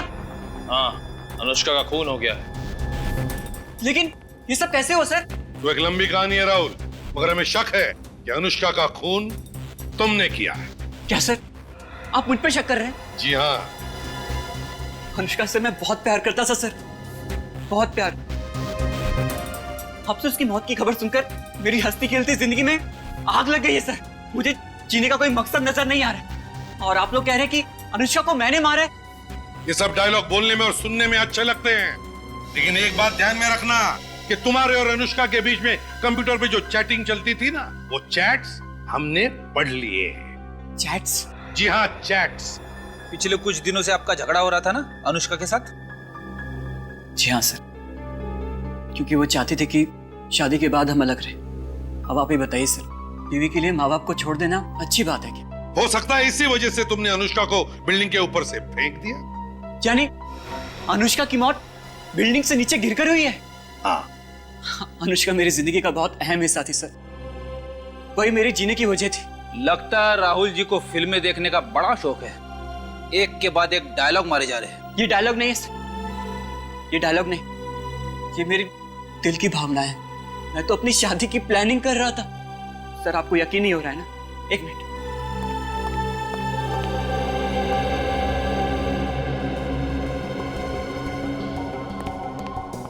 ये देखिए सर, ये हमारी शादी का कार्ड और ये दुबई की 2 टिकटें। शादी के बाद हम घूमने जाने वाले थे। क्या ये देखकर आपको अभी भी यही लगता है कि मैं अपने होने वाली बीवी का खून करूंगा? शादी का कार्ड छपवाने से और दुबई की एयर टिकट खरीदने से यह साबित नहीं होता राहुल जी कि अनुष्का का खून तुमने नहीं किया है। ये बताओ, जब अनुष्का की मौत हुई तब तुम कहाँ थे? वो सर मैं पुणे गया था एक सेमिनार अटेंड करने के लिए। अब थोड़ी देर पहले लौटा हूँ सर। और ये सेमिनार कहाँ था? होटल कंफर्ट पैलेस में। ओहो, होटल कंफर्ट पैलेस। जी सर। रेडी? मैं समझ गया सर, मुझे क्या करना है? सर ये क्या करने वाले हैं सर?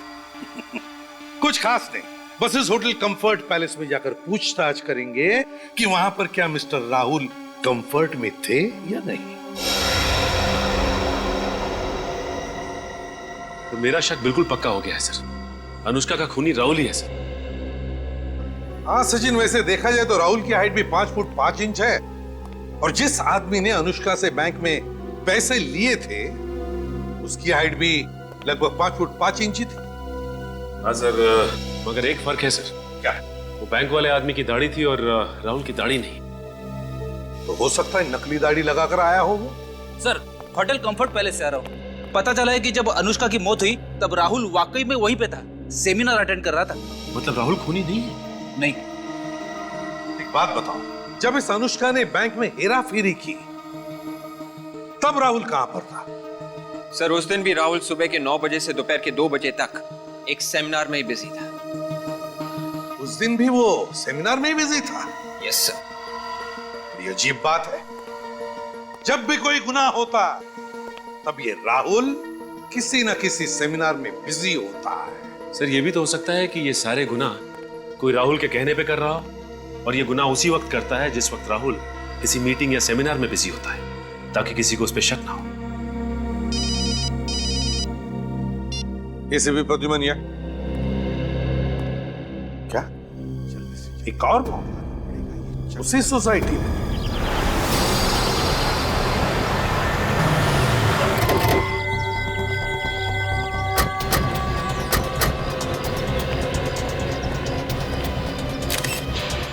एक ही दिन में 2 मौत, उसी बिल्डिंग में, उसी तरीके से।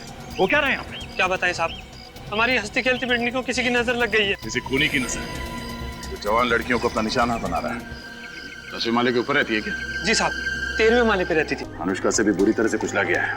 देख के लग रहा है कि ये ऊपर वाले माले पे रहती है। सर रिचा की लाश भी बिल्डिंग के काफी करीब लग कर गिरी है, इसका मतलब इसने भी खुद ही छलांग लगाई है। रेडी? ठीक है, इस रिचा के फ्लैट में जाके चेक करो। सर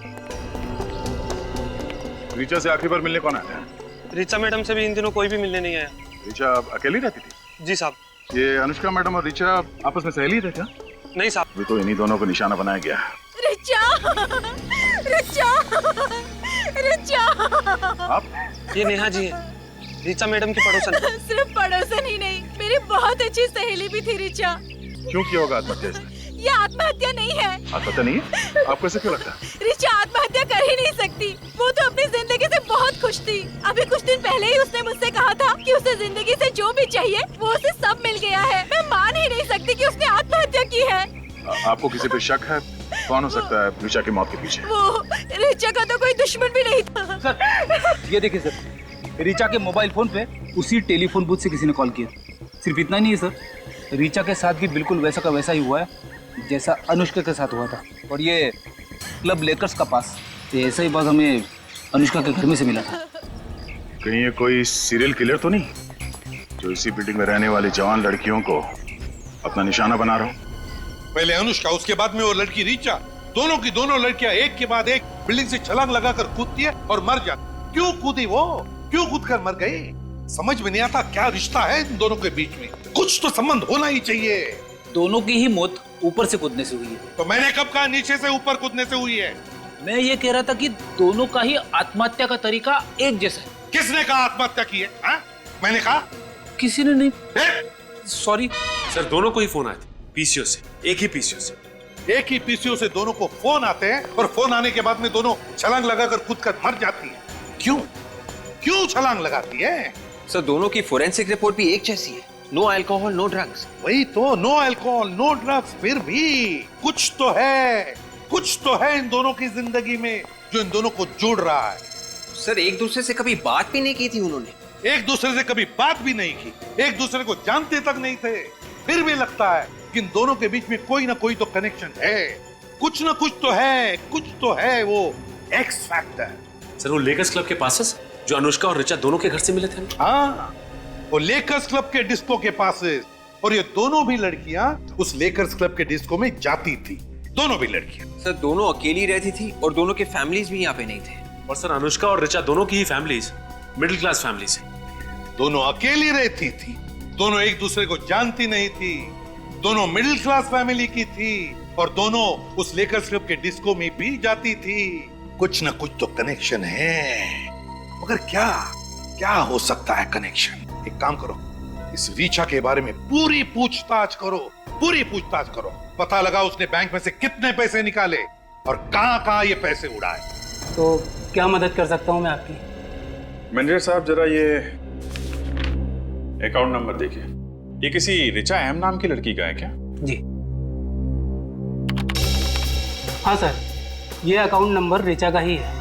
बड़े खतरनाक मोड़ पे पहुंच गया ये केस। इस अकाउंट से ऋचा ने पैसे निकाले? एक मिनट, कितना पैसा निकाला? क्या हुआ? कितना कितना पैसा निकाला? 2 लाख रुपए। लगातार एटीएम से पैसे निकाल रही है ये।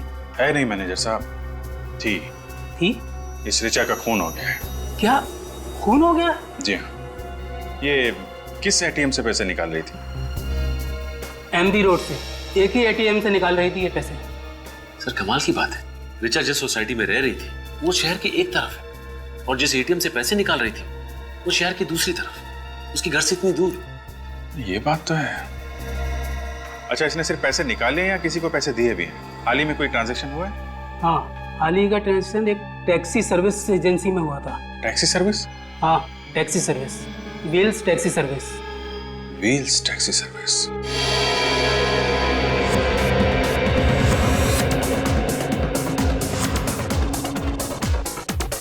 रेडी? देखो जरा कोई मिलता है। एक्सक्यूज मी सर, आप लोग अंदर नहीं जा सकते। क्यों नहीं जा सकते? क्योंकि सर हमारे डिस्को में सिर्फ कपल्स आ सकते हैं, सिंगल लोग नहीं। अच्छा, तो उस लड़की को क्यों जाने दिया? क्योंकि सर सिंगल लड़कियां जा सकती हैं लेकिन सिंगल लड़के नहीं। अरे वाह, हम मर्दों के साथ ऐसा भेदभाव क्यों? क्योंकि सर सिंगल लड़कियां अंदर जाके हल्ला गुल्ला नहीं करती हैं, कोई झगड़ा वगैरह नहीं करती हैं। पर आप जैसे सिंगल लोग तो। हम लोग क्या हल्ला गुल्ला या झगड़ा करने वाले लगते हैं? नहीं सर, ऐसी तो कोई बात नहीं है, पर ऐसे ही हम किसी के लिए अपने रूल्स नहीं तोड़ सकते। सीआईडी के लिए भी नहीं? सीआईडी? हाँ, CID. I am very sorry sir, पर अगर आप पहले बता देते तो। खैर, मैं नवनीत यहाँ का मैनेजर। वैसे आप लोग किस लिए आए हैं? अनुष्का और ऋचा के बारे में पूछताछ करने के लिए। अनुष्का और ऋचा? जी हाँ, शायद वो दोनों आपके स्पेशल गेस्ट हैं। जी बिल्कुल, वो दोनों अक्सर हमारे यहाँ पार्टी करने के लिए आती रहती हैं, पर आज तो वो दोनों यहाँ नहीं आई हैं। आगे कभी आएंगी भी नहीं। क्यों सर, उन दोनों ने कुछ गलत किया है? नहीं देखो नवनीत, ये बात नहीं है। तुम सिर्फ इतना बताओ कि ये दोनों क्या अकेली ही यहाँ पर आती थी या कोई साथ में भी होता था उनके साथ? सर, जहाँ तक मुझे याद है अनुष्का तो अपने बॉयफ्रेंड राहुल के साथ आती है, पर ऋचा तो हमेशा अकेली आती है। क्या ये एक दूसरे को जानती थी? कभी एक दूसरे से बातें करती थी? सर, मैंने तो उन दोनों को कभी आपस में बातचीत करते हुए नहीं देखा। आखिरी बार कब आई? आखिरी बार यही कोई 2 हफ्ते पहले हमारे यहाँ एक स्पेशल पार्टी थी। Special party? जी सर, दरअसल वो दोनों लड़कियां हमारे स्पेशल गेस्ट की लिस्ट में, इसलिए हमारे यहाँ जब भी कोई खास पार्टी होती है तो हम हमारे स्पेशल गेस्ट को इस तरह के स्पेशल इनविटेशन पास। स्पेशल पार्टी के लिए स्पेशल इनविटेशन स्पेशल गेस्ट के लिए, तो उन स्पेशल गेस्ट की लिस्ट भी होगी तुम्हारे पास? हाँ सर है, मगर वो तो रॉबी के पास है। कौन है ये रॉबी? बुलाओ उसे। सर रॉबी तो अभी तक आया नहीं है। तो फिर वो जहां पर भी है फोन करो उसे, उससे कहो कि सारा काम छोड़कर अभी इसी वक्त यहाँ आ जाए। जी जी सर। और उसे ये मत बताना कि हम लोग यहाँ पर आए हैं। अरे भाई टैक्सी आपकी बिल्डिंग तक आ रही है। अरे पहुंच जाएगी, टाइम पे पहुंचेगी, मैं कह रहा हूँ ना। टाइम पे पहुंचेगी, फिक्र मत। हाँ, एक कहिए सर, कहाँ के लिए चाहिए आपको टैक्सी? नहीं टैक्सी नहीं चाहिए हमें। ये बताइए कि हाल ही में आपके यहाँ से रिचा एम नाम की लड़की ने टैक्सी बुक की थी क्या? एक मिनट सर।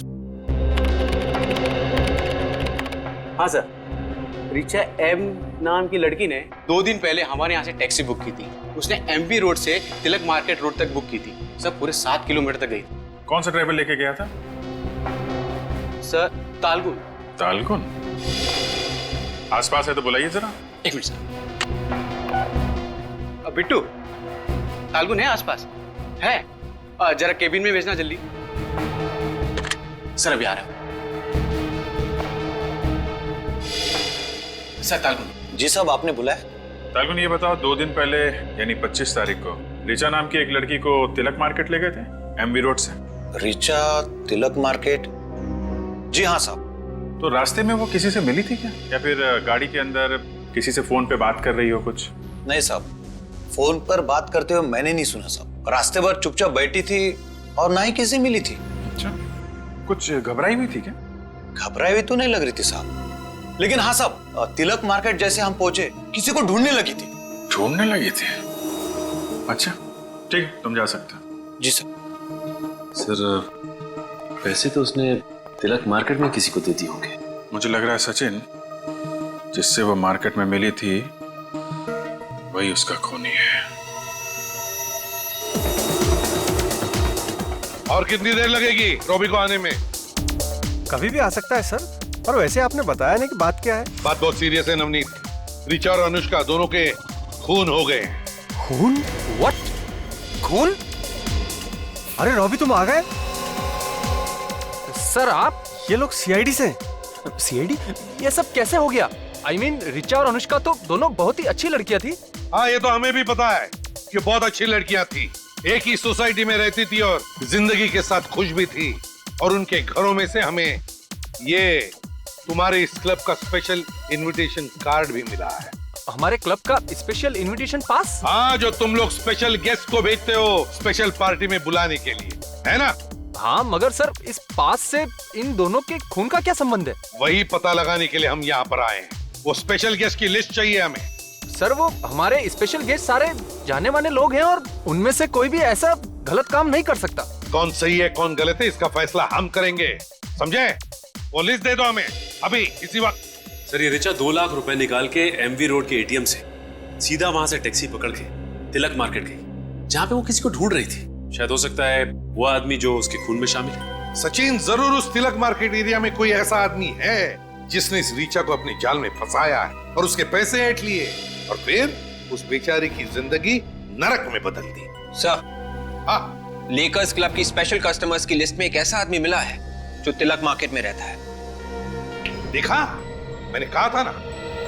नाम क्या है इस लेकर्स क्लब के स्पेशल गेस्ट का? मनीष।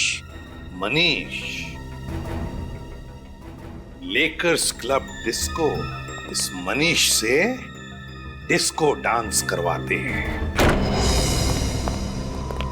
मनीष, मनीष, तो लगता है ये मनीष भाग गया। हम लोग के आने की खबर से पहले से लग गई थी। अरे भाग के जाएगा कहां वो? ढूंढो उसे।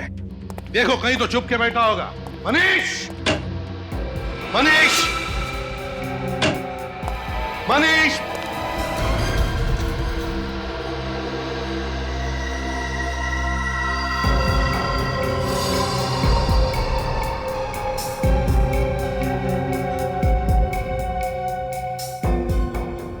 गले में निशान है।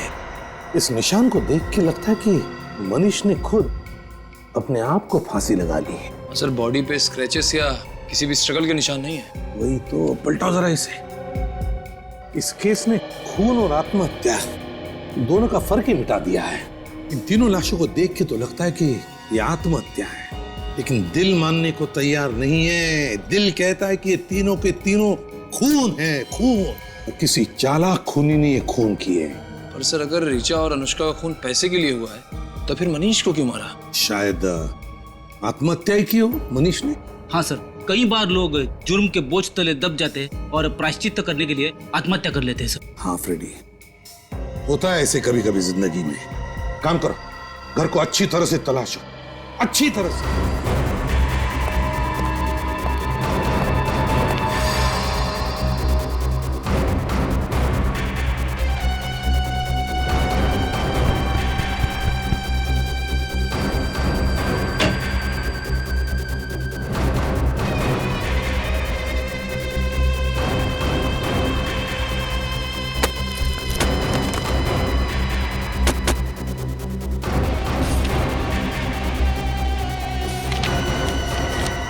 ये फोटो के टुकड़े।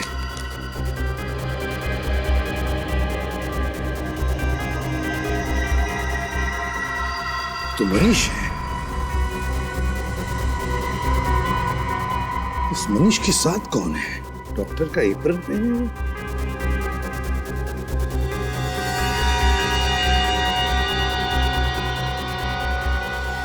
ये कौन हो सकता है? डॉक्टर साक्षी। डायरी? मनीष, डॉक्टर साक्षी और मनीष, ये फोटो फाड़े क्यों? सर, ये डायरी मिली है। Diary? Patients list recommended to doctor Sakshi. यही तो है डॉक्टर साक्षी। पेशेंट्स की लिस्ट में अनुष्का, ऋचा, अनुष्का और ऋचा पेशेंट के लिस्ट में। रेडी, समझ गया। अनुष्का और ऋचा के बीच का संबंध मिल गया, कनेक्शन मिल गया। वो एक्स फैक्टर इन दोनों के बीच में जो है, ये डॉक्टर साक्षी।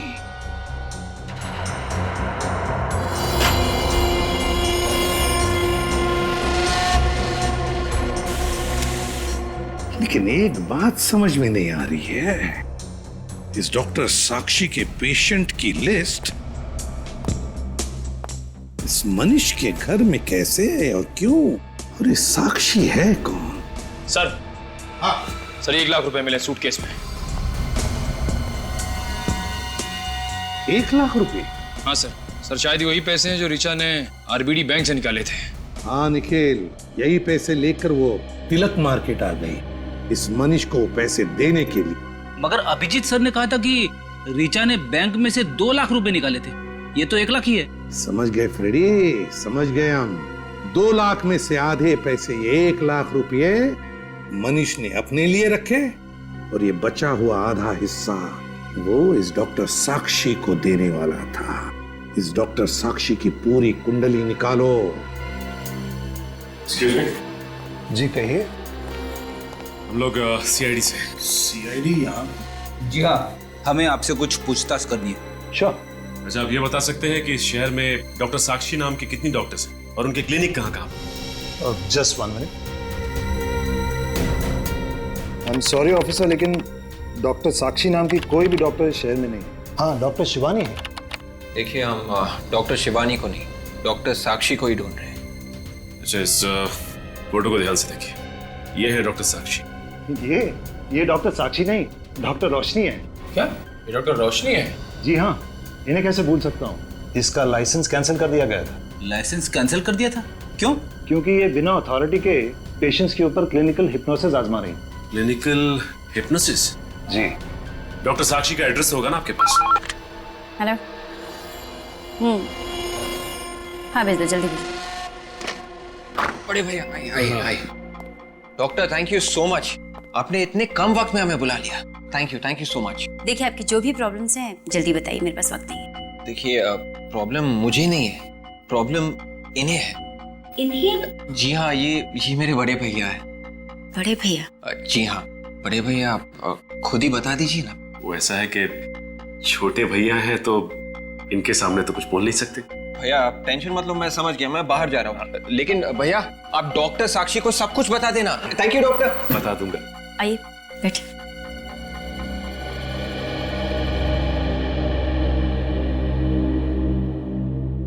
अब बताइए आपकी क्या प्रॉब्लम्स? एक लड़की ने मेरा दिल तोड़ दिया है। वो क्या है कि सोते जागते उठते बैठते हर वक्त दिल में सिर्फ उसी का ख्याल रहता है। ओह, यही प्रॉब्लम है आपकी? जी वैसे आपके पास इसका इलाज तो होगा ना? उस लड़की की सारी यादें मेरे दिमाग से हमेशा हमेशा के लिए निकाल दें और जिससे मैं सब कुछ भुला के एक नई जिंदगी शुरू कर सकूं। एक मिनट, आपसे ये किसने कहा कि मैं ऐसा कुछ कर सकती? अरे मैडम, मैंने आपकी काफी तारीफें सुनी। आपके पास तो दिमाग की बीमारी का हर इलाज है और मुझे पूरा यकीन है कि आप मेरा इलाज भी कर सकती हैं। जी, मैं आपका इलाज कर सकती हूँ। ये हुई ना बात।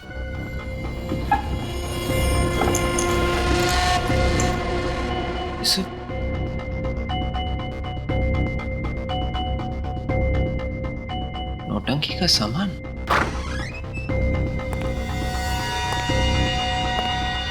काम हो गया। जिन सबूतों की तलाश में हम लोग आए थे वो सारे सबूत मिल गए हैं। हमने यहाँ आके अपना समय बर्बाद किया है। डॉक्टर साक्षी और उनके क्लिनिक का तीनों के खून से कोई लेना देना नहीं। आप ऐसा क्यों कह रहे हैं? ये नौटंकी का सामान मिला है और ये फोटो देखिए। बेबुनियाद सबूत इकट्ठे करके साक्षी को फंसाने की कोशिश मत करो।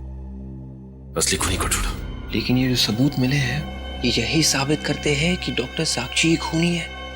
तुम मेरे जूनियर हो, जुबान मत चलाओ मुझसे। मैं इस तरह से काम नहीं कर सकता। मैं घर जा रहा हूँ, तुम भी जाओ।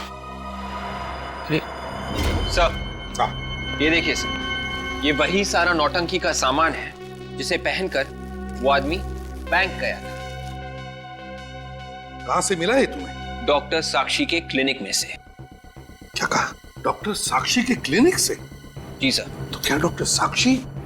हाँ सर, मगर सर सचिन सर मानने को तैयार ही नहीं है कि डॉक्टर साक्षी खूनी है। ये भी तो हो सकता है कि खूनी कोई दूसरा हो और वो डॉक्टर साक्षी को फंसाना चाहता है। नहीं सर, ये देखिए, ये मैंने क्लिनिक की रिकॉर्ड्स की फोटो खींची है। इसमें साफ साफ लिखा है कि डॉक्टर साक्षी ने ऋचा और अनुष्का को हिप्नोटाइज किया था। डॉक्टर साक्षी अनुष्का और ऋचा को हिप्नोटाइज करती थी? तो फिर कहीं ऐसा तो नहीं कि कल जब इन दोनों लड़कियों ने बिल्डिंग से छलांग लगाई उस वक्त उन दोनों को हिप्नोटाइज किया गया था? यही हुआ है सर। जब जब अनुष्का और ऋचा ने पैसे निकाले थे तब डॉक्टर साक्षी के बैंक अकाउंट में धन की वर्षा हुई थी। तो फिर जब सारे सबूत इस डॉक्टर साक्षी के खिलाफ है तो फिर सचिन मानने को तैयार क्यों नहीं है? पता नहीं सर, बड़ा अजीब सा बर्ताव कर रहे थे। जब मैंने उन्हें ये सारे सबूत दिखाए थे तो वो नाराज होकर घर चले गए। अरे सचिन नाराज होकर घर चला गया? अजीब सा बर्ताव कर रहा था, क्यों? एक मिनट विवेक, जब तुम लोग सबूत इकट्ठा कर रहे थे तो लगता है सचिन को इस डॉक्टर साक्षी ने हिप्नोटाइज किया। सचिन अगर हिप्नोटाइज हो गया तो वो कुछ भी कर सकता है। जल्दी से जल्दी उसे पकड़ना पड़ेगा। उसका मोबाइल कहाँ है? 500 मीटर की दूरी पर सर। एक जगह रुका नहीं है सर, लगातार आगे बढ़ रहा है। किस जगह जा रहा है? अभी मालवीय नगर की ओर मुड़ा है सर। मालवीय नगर मतलब हाईवे नंबर 35 से निकलेगा ना?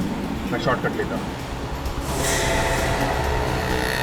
जैसे जैसे घड़ी की सुइयां बढ़ती जा रही हैं खतरा बढ़ता जा रहा है। सर सचिन सर का फोन अभी मालवीय नगर से निकला सर। बाहर निकल गया? हाँ सर। यही नहीं होना चाहिए इसी रोड पे। सचिन सर का फोन 10 मीटर की दूरी पर, यानी कि इस कार में। क्या 10 मीटर दूर इस गाड़ी में?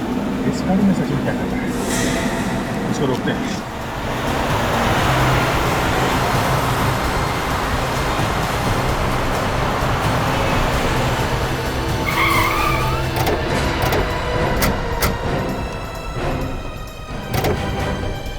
क्या बदतमीजी है ये? सचिन कहाँ है? कहाँ छुपा रखा उसे? जैसे को तैसा दिया, उसके नहले पे दहला फेंका। मालूम है ना तुम किससे टक्कर ले रही हो? आपको पता है आप किससे टक्कर ले रही? क्या सोचा था कि बेवकूफ सचिन मरीज की एक्टिंग करके मुझे उल्लू बना देगा? देखो मैं पूछ रहा हूँ सचिन कहाँ है? सचिन भी बहुत जल्द वहीं पहुंच जाएगा जहाँ अनुष्का, ऋचा, मनीष पहुंच गए। सचिन सर को अगर कुछ हुआ ना तो अंजाम बहुत बुरा होगा, समझे? ओ बोल बच्चन, चुप करो वरना तुम्हें भी हिप्नोटाइज कर दूंगी। नहीं देखो, तुम सचिन को कुछ मत करो प्लीज। बताओ सचिन कहाँ है? उसको छोड़ दो प्लीज। छोड़ दूंगी अगर सीआईडी मुझे इस बात की गारंटी दे कि वो मेरा पीछा करना छोड़ दे। ठीक है, हम तुम्हें जाने देंगे, लेकिन अब तो बताओ सचिन कहाँ है? बता दूंगी, लेकिन अभी नहीं। इस पर्टिकुलर लोकेशन से बाहर जाने के बाद एसएमएस करके बता दूंगी। अरे अगर तुमने धोखा दिया तो? अब इतना विश्वास तो करना ही पड़ेगा आपको सर। जल्दी कीजिए, सोचने में वक्त बर्बाद मत कीजिए। अगर देर हो गई तो सचिन के मौत के जिम्मेदार आप दोनों होंगे। ठीक है, तुम जा सकते हो। Thank you. निकल। तुम जरा गाड़ी में जाओ, मैं थोड़ा टहल के आता हूँ। अरे समझा करो यार, है? एसीपी साहब को फोन कर देना।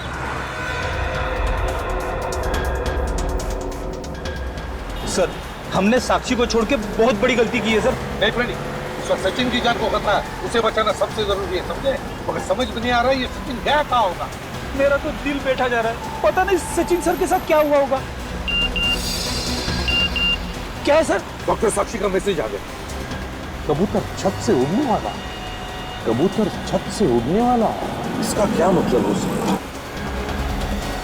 My God! विवेक, जल्दी से सचिन की घर की तरफ गाड़ी ले लो, जल्दी। Yes sir. सचिन घर की छत पर खड़ा है। मतलब सर, सचिन सर के साथ भी वही होगा जो अनुष्का और ऋचा के साथ हुआ था? चुप रहो फ्रेंडी, रो मत। जल्दी विवेक। Yes sir.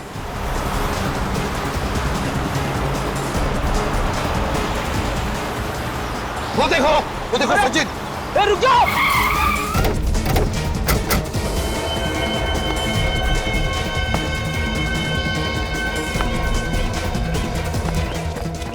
रुक जाओ, रुक जाओ।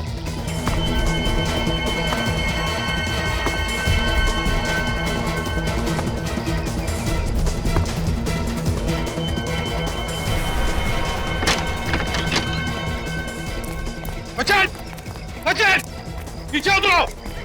सचिन, उतरो नीचे। सचिन, पागल हो गया तो उतरो नीचे। मैं अपने आप को बहुत हल्का महसूस कर रहा हूँ। ऐसा लगता है कि इन पक्षियों की तरह आसमान में उड़ जाऊं। देखो सचिन, तुम्हारा दिमाग ठिकाने पर नहीं है, उतरो नीचे। And that's an order. मैं इन सारी चीजों से बहुत आगे निकल चुका हूँ। माय गॉड, अब इस जीवन में मेरा कोई काम नहीं। देखो सचिन, मैं जा रहा हूँ।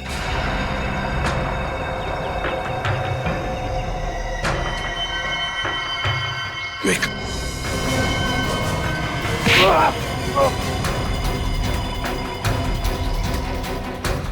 छोड़ो, छोड़ो मुझे।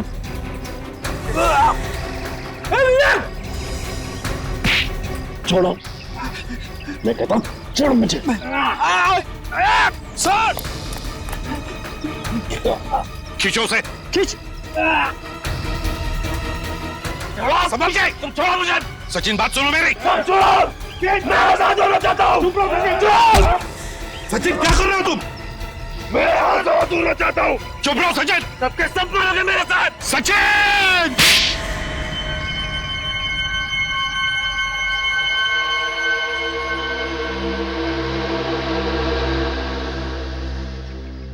सर, आप यहाँ पे? अब ये मत पूछना कि तुम कहाँ हो। तुम अपने घर के छत पर हो, समझे? घर के छत पे कैसे? डॉक्टर साक्षी की वजह से। डॉक्टर साक्षी ने तुम्हें हिप्नोटाइज किया सचिन, हिप्नोटाइज। साक्षी? और तुम इस बिल्डिंग से छलांग लगाने वाले थे। बिल्डिंग से? सर, इस डॉक्टर साक्षी को जल्दी से जल्दी जेल में नहीं भेजा गया तो वो और भी मासूम लोगों की जान को खतरे में डाल सकती है सर। हाँ फ्रेडी, इस डॉक्टर साक्षी का इंतजाम तो मैंने कर ही दिया है।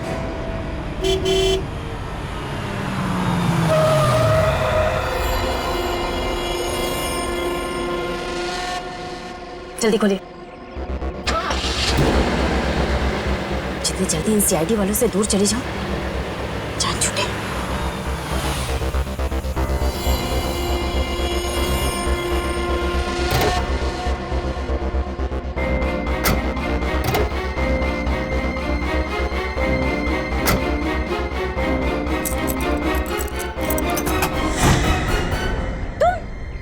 अभी अलविदा ना कहना रोशनी जी।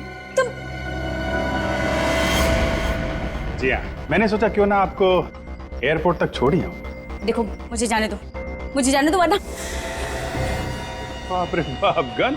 देखिए रोशनी जी, बुरा मत मानिए, एक बात कहता हूँ, आपके हाथ में गन नहीं, हथकड़ी ज्यादा अच्छी लगेगी। बकवास बंद करो, पीछे घूम जा, भाग जाओ यहाँ से। देखिए, ना तो मैं भाग सकता हूँ ना आपको भागने दे सकता हूँ। क्या करूँ, अब ड्यूटी है, आप समझने की कोशिश कीजिए। चले जाओ वरना मैं गोली चला दूँ।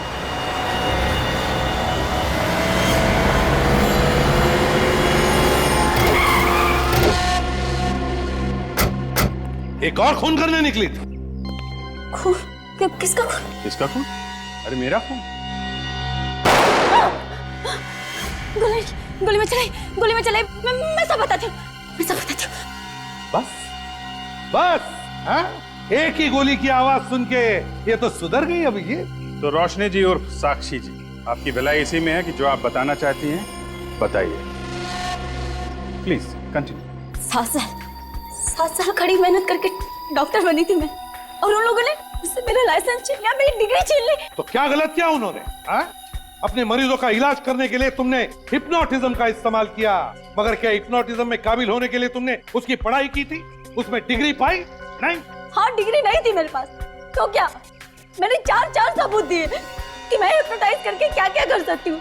अनुष्का, ऋचा, मनीष, सचिन, इनके साथ जो किया, क्या मेरी काबिलियत साबित करने के लिए काफी नहीं था? हिप्नोटिज्म में अपनी काबिलियत साबित करने के लिए तुमने 3 खून किए हैं। 3 खून। बहुत बड़ा गुनाह किया है तुमने, और इसके लिए सिर्फ एक ही सजा है, फांसी।